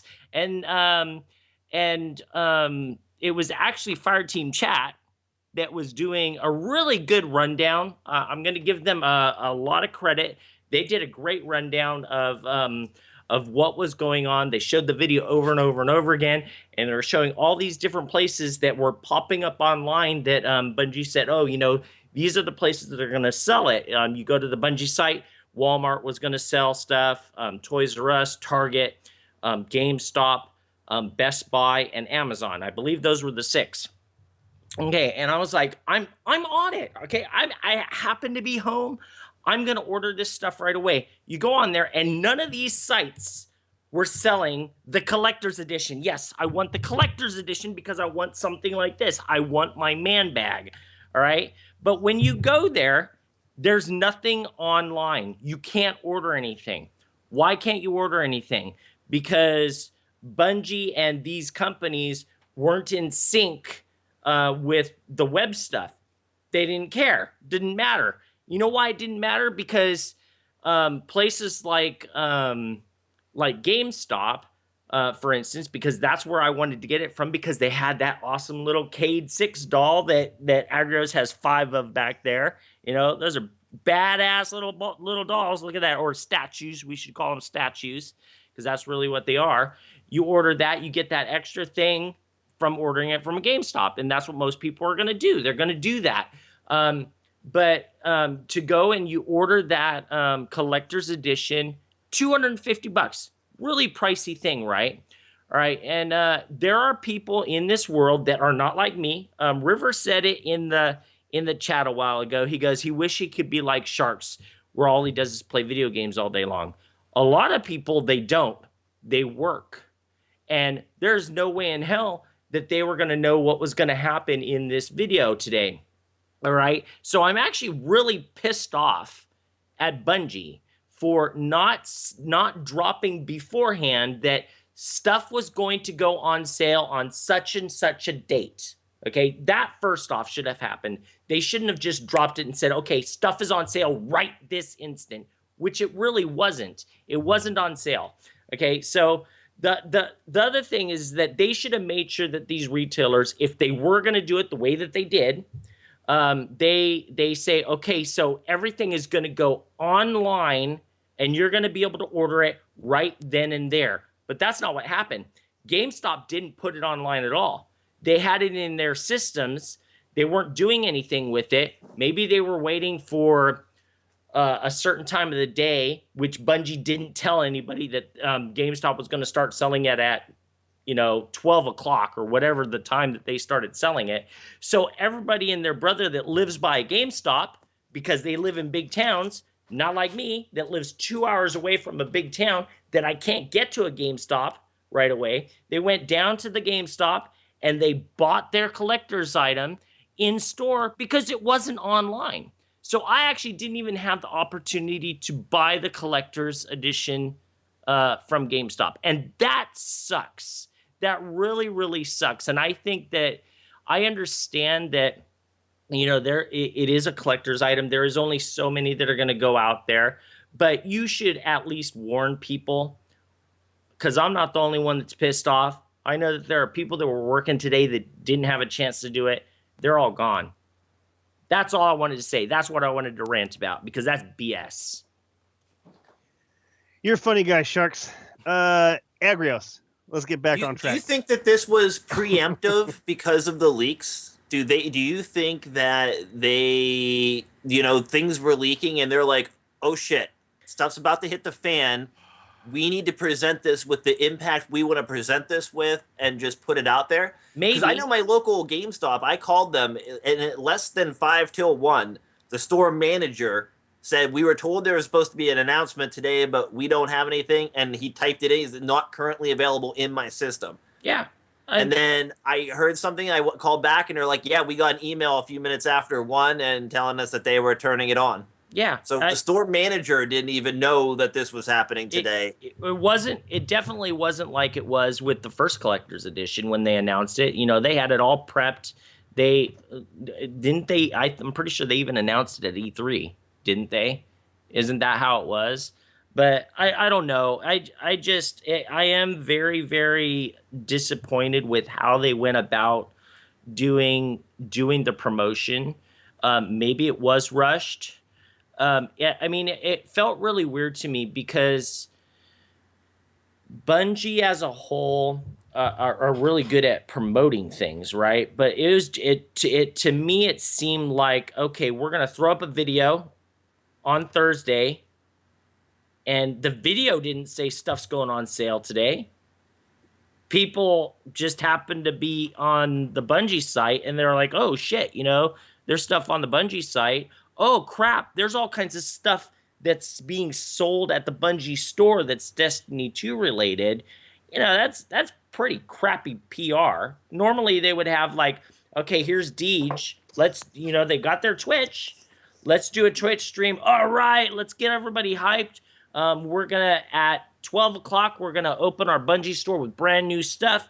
You're gonna be able to order stuff from these different places at 12 o'clock. And here's this awesome video. You've got 2 hours to get yourself prepped. At least it would go out into the Twitterverse and everywhere else and give people a chance. Bye, River. Thanks for showing up. Yeah, thanks for showing up, River. You're a superstar. River. A lot of people want to have you on that podcast. Yeah. You should consider playing hooky from whatever real life stuff you have going on, maybe around the time of the beta. Just give it some thought, because we miss you on the podcast, or at least me and Jez. And Sharks, because I asked him to be on the podcast. I love River. Yeah, River's the best. Okay. Okay, I'm done ranting. I'm sorry. Good, because we got no more time for that. Oh. I'm just gonna have River just delete that whole section of blah blah blah. Aw. What's funny? What's funny is when you brought out your little tag, Sharks. You said Sharks 3D man, and all I could think about was Matt Damon's character in Team America: World Police, where all he said was Matt Damon. Agrios, hit it. All right, so miscellaneous things about the Destiny 2 release. Nolan North is confirmed returning. The PlayStation exclusives, there seems to be some conflict in the advertising. We're getting two different displays, one showing exclusive until spring of 2018 and another showing exclusive until spring of fall 2018.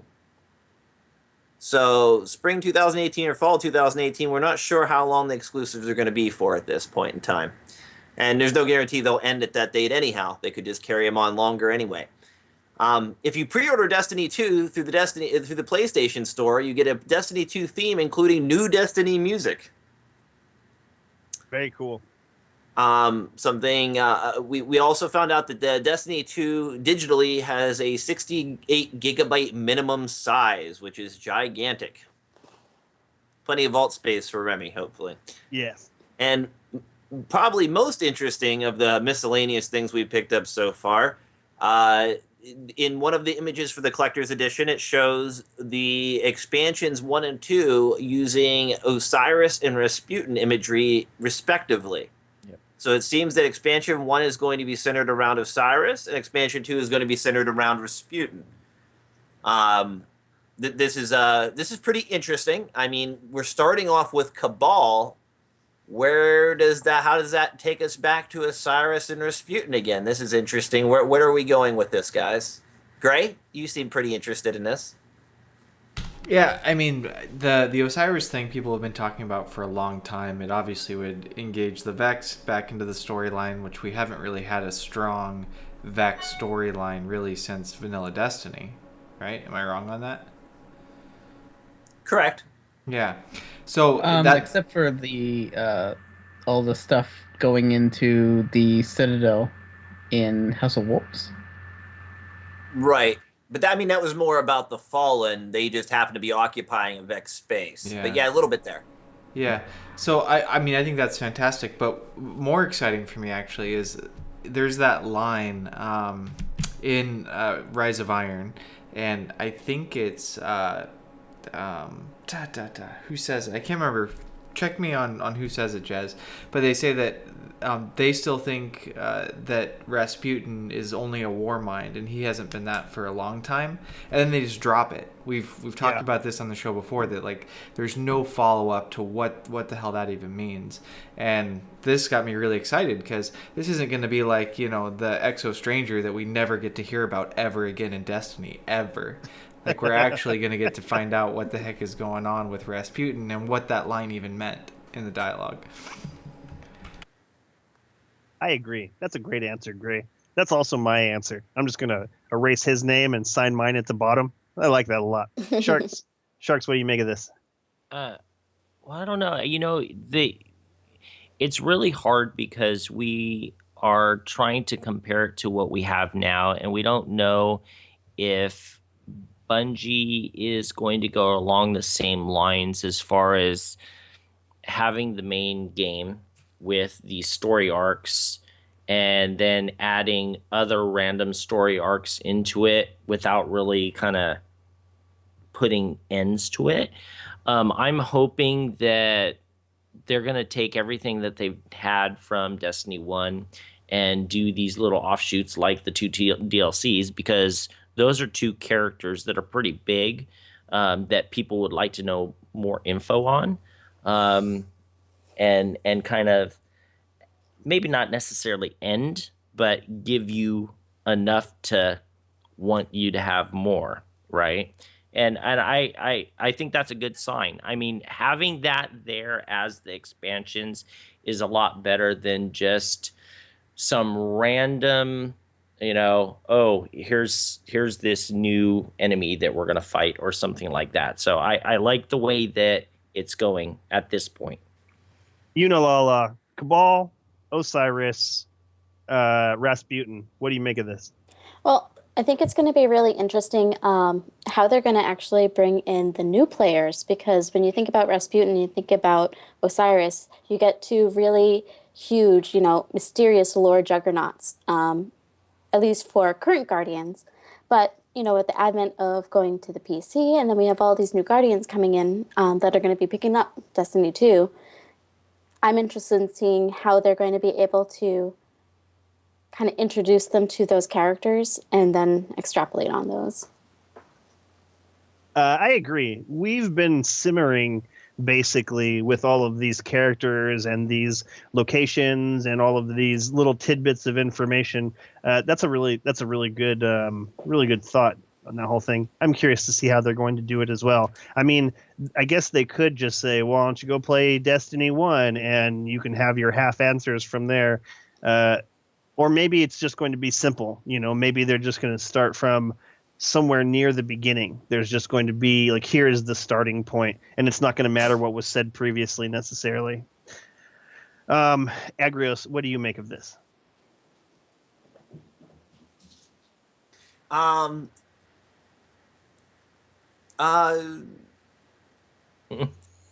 I don't know. I pretty much don't have anything to add to what was said so far. Jez, what about you? I'm certain that you have something to say about this. I'm certain that I forgot what we were talking about. So, yeah, I'm good. So Cabal and then Osiris as the first expansion, and then Rasputin. Yeah. Definitely unknowns that we need to find stuff about. I agree with Yunalala saying, like juggernauts of lore. And I'm not really too interested in Osiris. Like, I feel like that has something to do with Trials leaving a bad taste in my mouth, but I'm definitely super excited about Rasputin and finding out more about that whole thing. Osiris has a lot of connections with all of the Guardians that you hear about that are like on the far reaches of space that no one talks to. And he's just another one of those. Eventually we'll get a Dredge and Yor. Right, like I feel like Osiris might be tangled up with the like people that Aphrodite was talking about and stuff like that. Like I feel like that could be related somehow to me. Like Aphrodite might have been off like working with Osiris during this time. I mean, we know that Osiris and the Speaker don't get along, and we know that like Osiris' thing trains us to fight other Guardians. I feel like that would be more of a Osiris and Toland, but is Toland dead? I can't remember now. No one knows, I think, if Toland's dead. Yeah. Missing. So I feel like he would be a good antagonist. To kind of flip it a different way, right? If we have some level of confidence that those are going to be the expansion story arcs, is there anything that you guys are disappointed knowing that that's probably not going to be a thread that gets weaved in the near future? Like what's going on with the Queen, right? There's nothing that would lead us to think that the Queen is going to have parts of this story for the next year, maybe. That's a good point. We can always hope that there's enough of a story in the vanilla Destiny 2. There could be. Unpopular opinion, I think the Queen is dead. After just replaying it again on the PS4. Well, but you saw the live stream from Bungie with the person who voices the Queen saying explicitly that when we catch back up with the Queen, she's much more like a pirate. You saw that, right? Well, see, we know. I forgot about that. That was a while ago. Yeah, that was a long. Well, see, that's the same thing. Okay, because Agrios said this in the thing, and we kind of like really glossed it over really quickly. But we had started off with you being worried, saying, "Oh, nobody's seen the ghost." But Nolan North said, "Yeah, nobody's seen the ghost, but I'm definitely in it." So it's just because we don't see stuff and they kind of put it off to the side. Who's to say that we won't see the stranger? So even in the main game, we know that we time travel, so like, there's no reason why we don't have to go back and fix something in the past at some point and run into Marisov again there. Right. Also, you know what? I Not only think you have to deal with people just hanging around, listening to the speeches, with their hand out and their ghost floating in the midair for no reason. Right. Well, so you don't even see. You don't see your ghost your ghost isn't there when you are fighting. Like Well, after the show, when Remy Agrios and I go in and do our nightfalls, we're not going to have our ghost floating around us. The ghost is gone then. We're just shooting people. So that could be the same for other characters too. Just because they're not there, it doesn't mean anything. Not only that, but like Osiris is loosely attached to the reef. Like they have that Brother Vance there. So I could definitely see, there being a crossover there. But I think that, to me, if we had seen the Queen's insignia there instead of Osiris, I would be a lot more excited for that, because I definitely want to see where that ends up heading. Talk about famous last words like, "Oh, it's afraid. This one does not know that these are mine." Like, okay, wrong. So yeah. So I don't know. Moving on or what?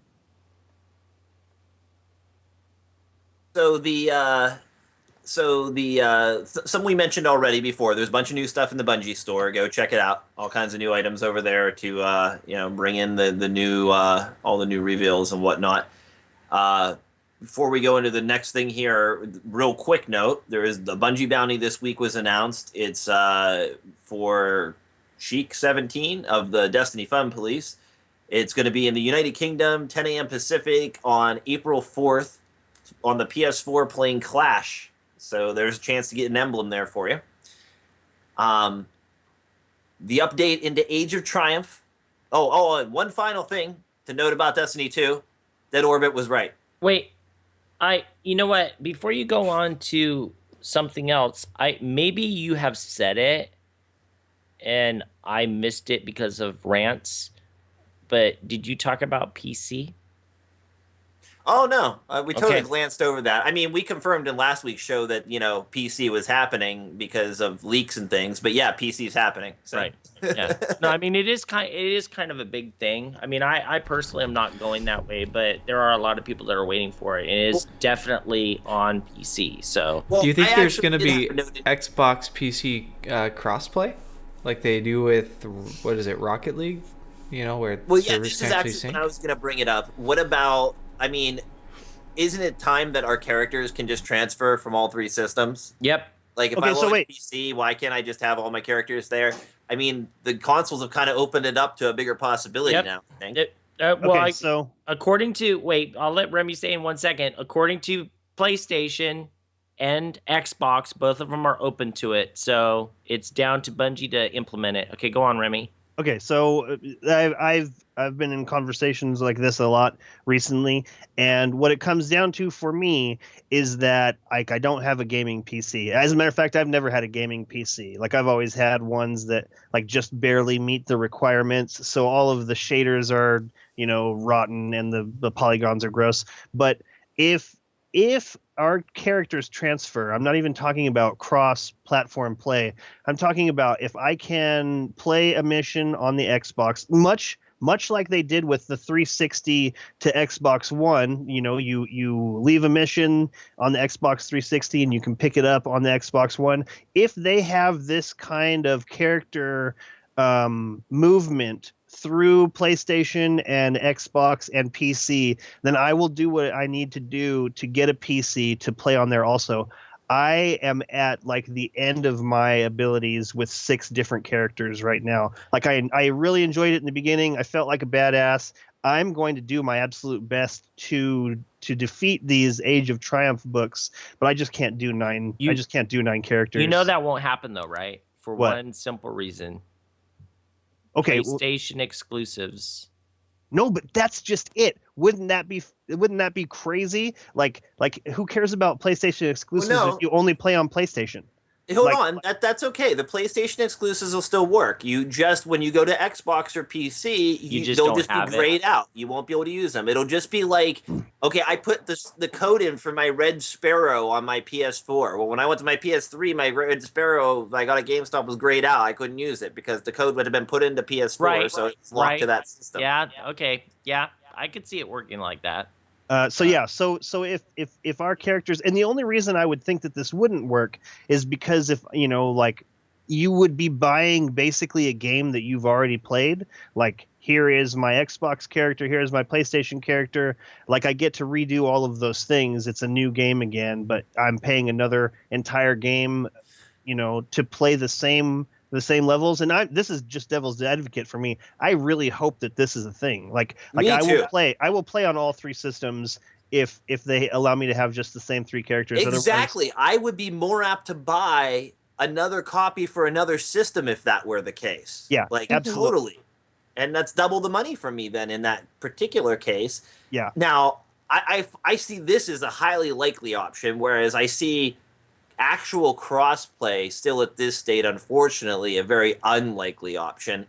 I mean, what's really holding it back right now, to a degree, is both parties' concern over network stability, and what's going to have to also happen, especially in cases like Crucible and competitive play, whichever system turns out to be the slightly worst one, the better one's going to have to be dumbed down to the quality of the worst one for competitive play. So if I'm just going to say, since I'm on PlayStation, I don't want to be accused of fanboyness, so I'm going to say if PlayStation can only put out 30 frames per second at 720p, but the Scorpio can do 1080p and 150 frames per second, just make it absurd, it's going to have to be dumbed down to what the PlayStation's doing because that's what they're going to compete at in the Crucible. So that's a huge crossplay concern. Yeah. Yeah, I could see that. Yunalala, what do you think about this? Are you sticking with 2, or do you have a gaming PC that you would be interested in playing with, or are you going to cut off Xbox, or what? Well, I do have. No, I'm not going to cut off Xbox. I do have a rig, but I'm not interested in playing on the PC. Mostly because, at least as far as playing this type of game, I really do prefer playing with a controller. So that being said, I mean, I did recently, get over to the PS4. I plan on doing both, depending on.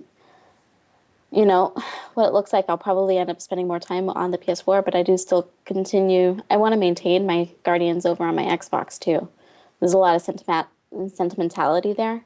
Plus, there's people I love over there. So. No, they haven't talked about parity yet. Are any of you concerned about maybe only getting it on console and then there being some insane Forge mode on PC? Okay, that is the only caveat for if all of my characters don't carry over. If there is a Forge mode or even like a mod mode on the PC, I will definitely be getting it because I want it. I want it very badly, especially with games have had mods enter, like console games have had mods enter that scene. Like that's exciting. This is something that hasn't been around forever. So that would be the only way I'd be interested in playing 9 characters. Oh my god, 9 characters. Now, you know what a lot of people are doing, Remy, is they're like DCP. Most of them on there are saying that they would play one on each system. Now, ideally, if they do go for a Forge mode and they can't actually put it onto a PlayStation console, what I would hope for is that everybody who owns a copy of Destiny, Bungie.net knows you own it on PS4, and you can download and use the Forge on PC still to create mods for the consoles and things like that, like they do sort of with other games to a degree. Yeah, I'm in for creating my own worlds and things like this. Like that's where I spent most of my time in Halo. I enjoyed the story, I enjoyed the multiplayer, but if you were to look at how my time broke down, it would be like 75% at least was just dinking around with like forts. I loved making forts. I love making maps. What I really love is trying to get into the mind of a player, like, okay, well, I'll spawn him here. And then where are there options to go? Like giving them somewhere exciting to interact with or like make their final stand. Like all of that is super exciting to me. And I will do what it takes to make that happen because that's fantastic. Did that answer your question? Were you even asking me a question? Did I just cut you off to start answering? Yep. Sorry about that. Okay, we're rapidly running out of time. What else you got for us before we go, Agrios? Well, I did have, a huge amount of new information that came with the Age of Triumph, much of which they didn't really talk about ahead of time, but we really don't have time for me to go over all of that right now.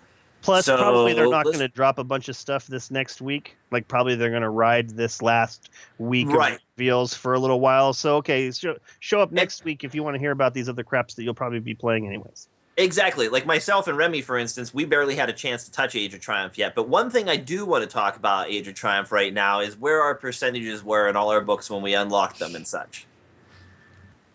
Oh, okay. So I started at 48% on the Xbox, and I started at 49% on the PlayStation, which I feel is not bad. Yunalala, where did you start? I was at 37% on the Xbox, and I was a little surprised. After today, I'm at 41% because I'm missing a lot more shaders and emblems than I thought I was. But yeah, but I've all the really old ones done, so I can keep going. I'm missing one shader on the Xbox to push it over to that notch that's going to also connect to this other one that's going to connect to this other one. Mm-hmm. Interesting. Gray, where did you start? 42% when I unlock my book, which is not too bad for a year 2 Guardian. Agreed. Does that first node bother you? Like when you go to your thing to check out, where am I with my Warlock or whatever, and then you get to that first page, and then there's like, did not play here at all. Does that bother you? You missed it, Remy. You missed your line. You're supposed to say, Gray, I can't believe you brought that up on the show again every week. Coming out saying you're a year 2 Guardian. It's hard to keep up something that I'm not really interested in. I love giving you a dig for that, but really, I don't care. It's his position on the show. In fact, I felt like he's obligated to say it once per show, or he's not doing his job as a year 2 Guardian. Yeah. Right? It's kind of like that caveman lawyer. Like, oh, I'm just a caveman, and your world scares me, but He's just a year 2 representative. Right? To answer your actual question, the node, it will bother me, but there's so many nodes that are not filled in right now that it just kind of blends into them. There's nodes. What bothers me more is the silly nodes that say like, "Hey, you need to get 100 kills as your hunter in the Crucible." Like, what are you talking about? I have thousands of kills. What do you mean get 100? Like, I've been playing this game for 1,000 hours. So those are the ones that bother me. The ones that I feel like I have accomplished, but they're making you redo them, or it's not syncing, or what? Redo them, right? Yeah. Yep. But once those are done, and then that's the only nodes or those first few on that page, that's gonna bother me a little bit. But I'll get over it. Lawn Boy says he started at 58%. Amikaka Loop says 70%. That's not possible. That is not possible. Oh, you know what? Maybe it's where they are right now. Maybe that's where they are right now. Jelly Belly says 69%. Lol. Sharks, where did you start? Okay, the reason I say that's not possible is because I was going to come in here and say I beat out because Connie the Commie put in chat last week that he was going to be either the top or the second to the top of the list, all right? And I was going to come in here and say, oh, you weren't because I had whatever, 2% more, and that would have been 70%. I had 68%. That is the max that you can possibly get of the book before doing anything else. So that's what I logged in at 12 or 1 o'clock or whatever time it was. And when I got off at 2 p.m., I was at 74%. That's pretty sweet. Jez, where did you start? I think it said 43, but I think it was closer to 44 because I didn't pick up all those stupid emblems. Oh, yeah. No emblems for you. Well, I picked them up after. Like, I went to my tower, but it was like that emblem was like the 1 or 2 that I needed to get to that node, and then that was done, and that put me up to like 43. Now I'm at the 49, but I haven't done any grinding for it at all. Interesting. Agrios, where did you start?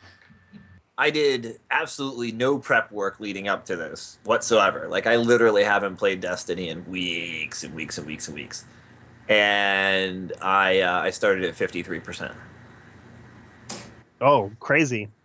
Good job. That's because you're a badass. Like Sharks is a great player, and he's spent a million hours in there. But I feel like you're that guy, Agrios, who just waits in the bushes for like something to go on sale. So like you're not messing around at all. Like Sharks will get a lawn chair and he'll bring a cooler and he'll hang out. But you're the one that's like painting your face, like you got the marks on your face and you got a ghillie suit on. So You nailed it. I could see that. It totally is. You nailed It totally is. He's serious. Like I never played a game. That's one of the things I liked about Metal Gear Solid. It always impressed me so much that there was no other game in the world that I would sit in a bush for like 40 minutes watching enemy patterns and be just enthralled on the edge of my seat the whole time. Oh man, that's great. You're a good guy there, Agrios. Can I make a quick note that right now the Bungie store is in the category of why they're having like their Age of Triumph sale, and they also have a new Destiny 2 t-shirt, but they're giving away an emblem. Yep. I saw that. Yeah.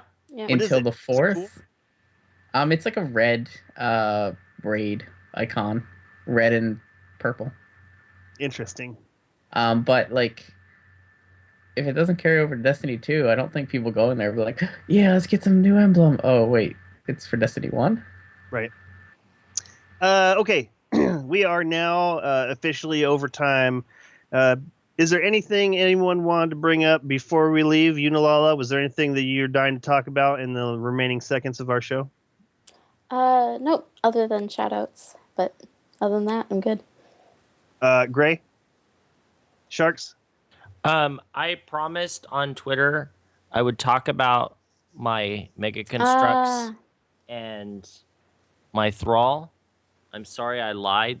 I didn't know that there was going to be a Destiny 2 release this week. I promise I will talk about it next week.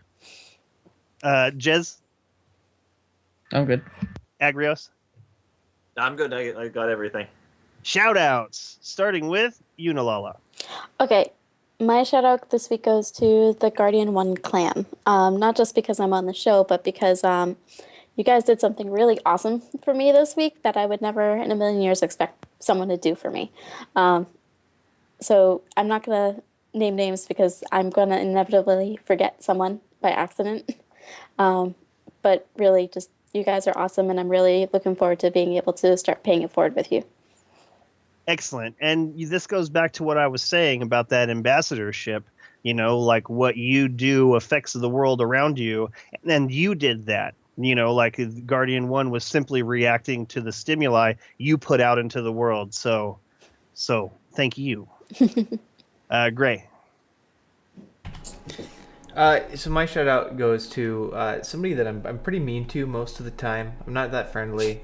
Give them a hard time for bringing out props and playing with purses and wanting dolls and little things like that. And, sleeping on big release days. That's the other thing. But as much pain as we put Sharks 3D Man, I can't even say it in the Matt Damon voice.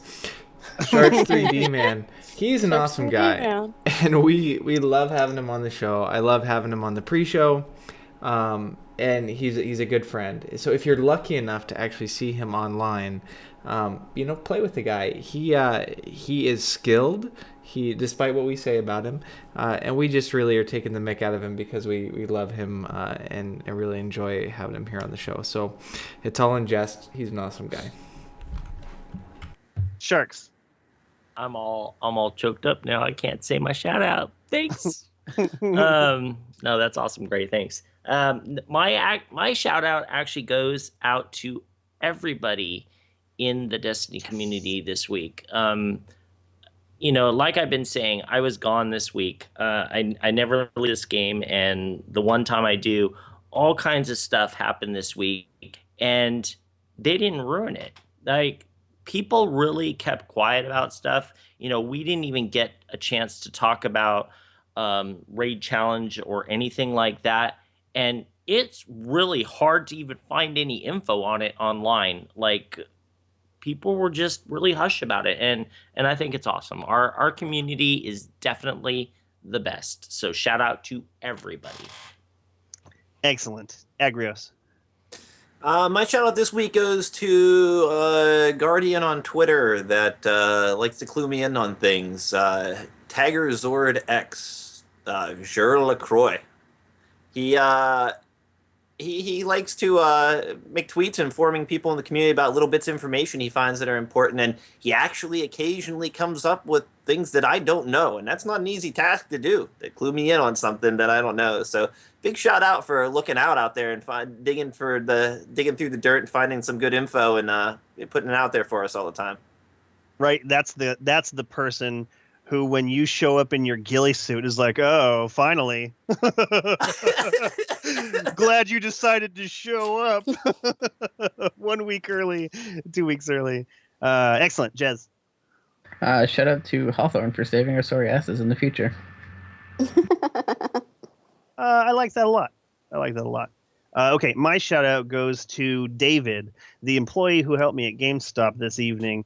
I talk. I love to talk. I'll talk about really anything. But Destiny specifically, like, I just can't even stop it. You know, I actually tell people to, you know, if I'm just blathering, you don't even want to hear it, just tell me shut up. Like I don't want to waste my time and your time talking about Destiny if you don't give a crap about Destiny. But this guy talked to me about it, and it was, you know, I pre-ordered my Yellowhorn, pre-ordered the Vault of Glass Titan, and I pre-ordered Destiny. And then at the very end of our conversation, he said that he had just moved to town, and I said, well, check out my podcast.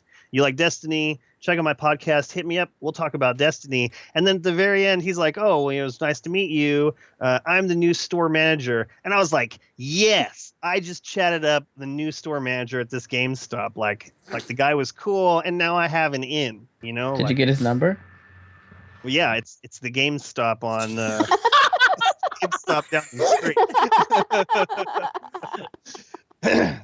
But yeah, thank you very much, David. It was kick-ass talking to you, and very nice to meet you.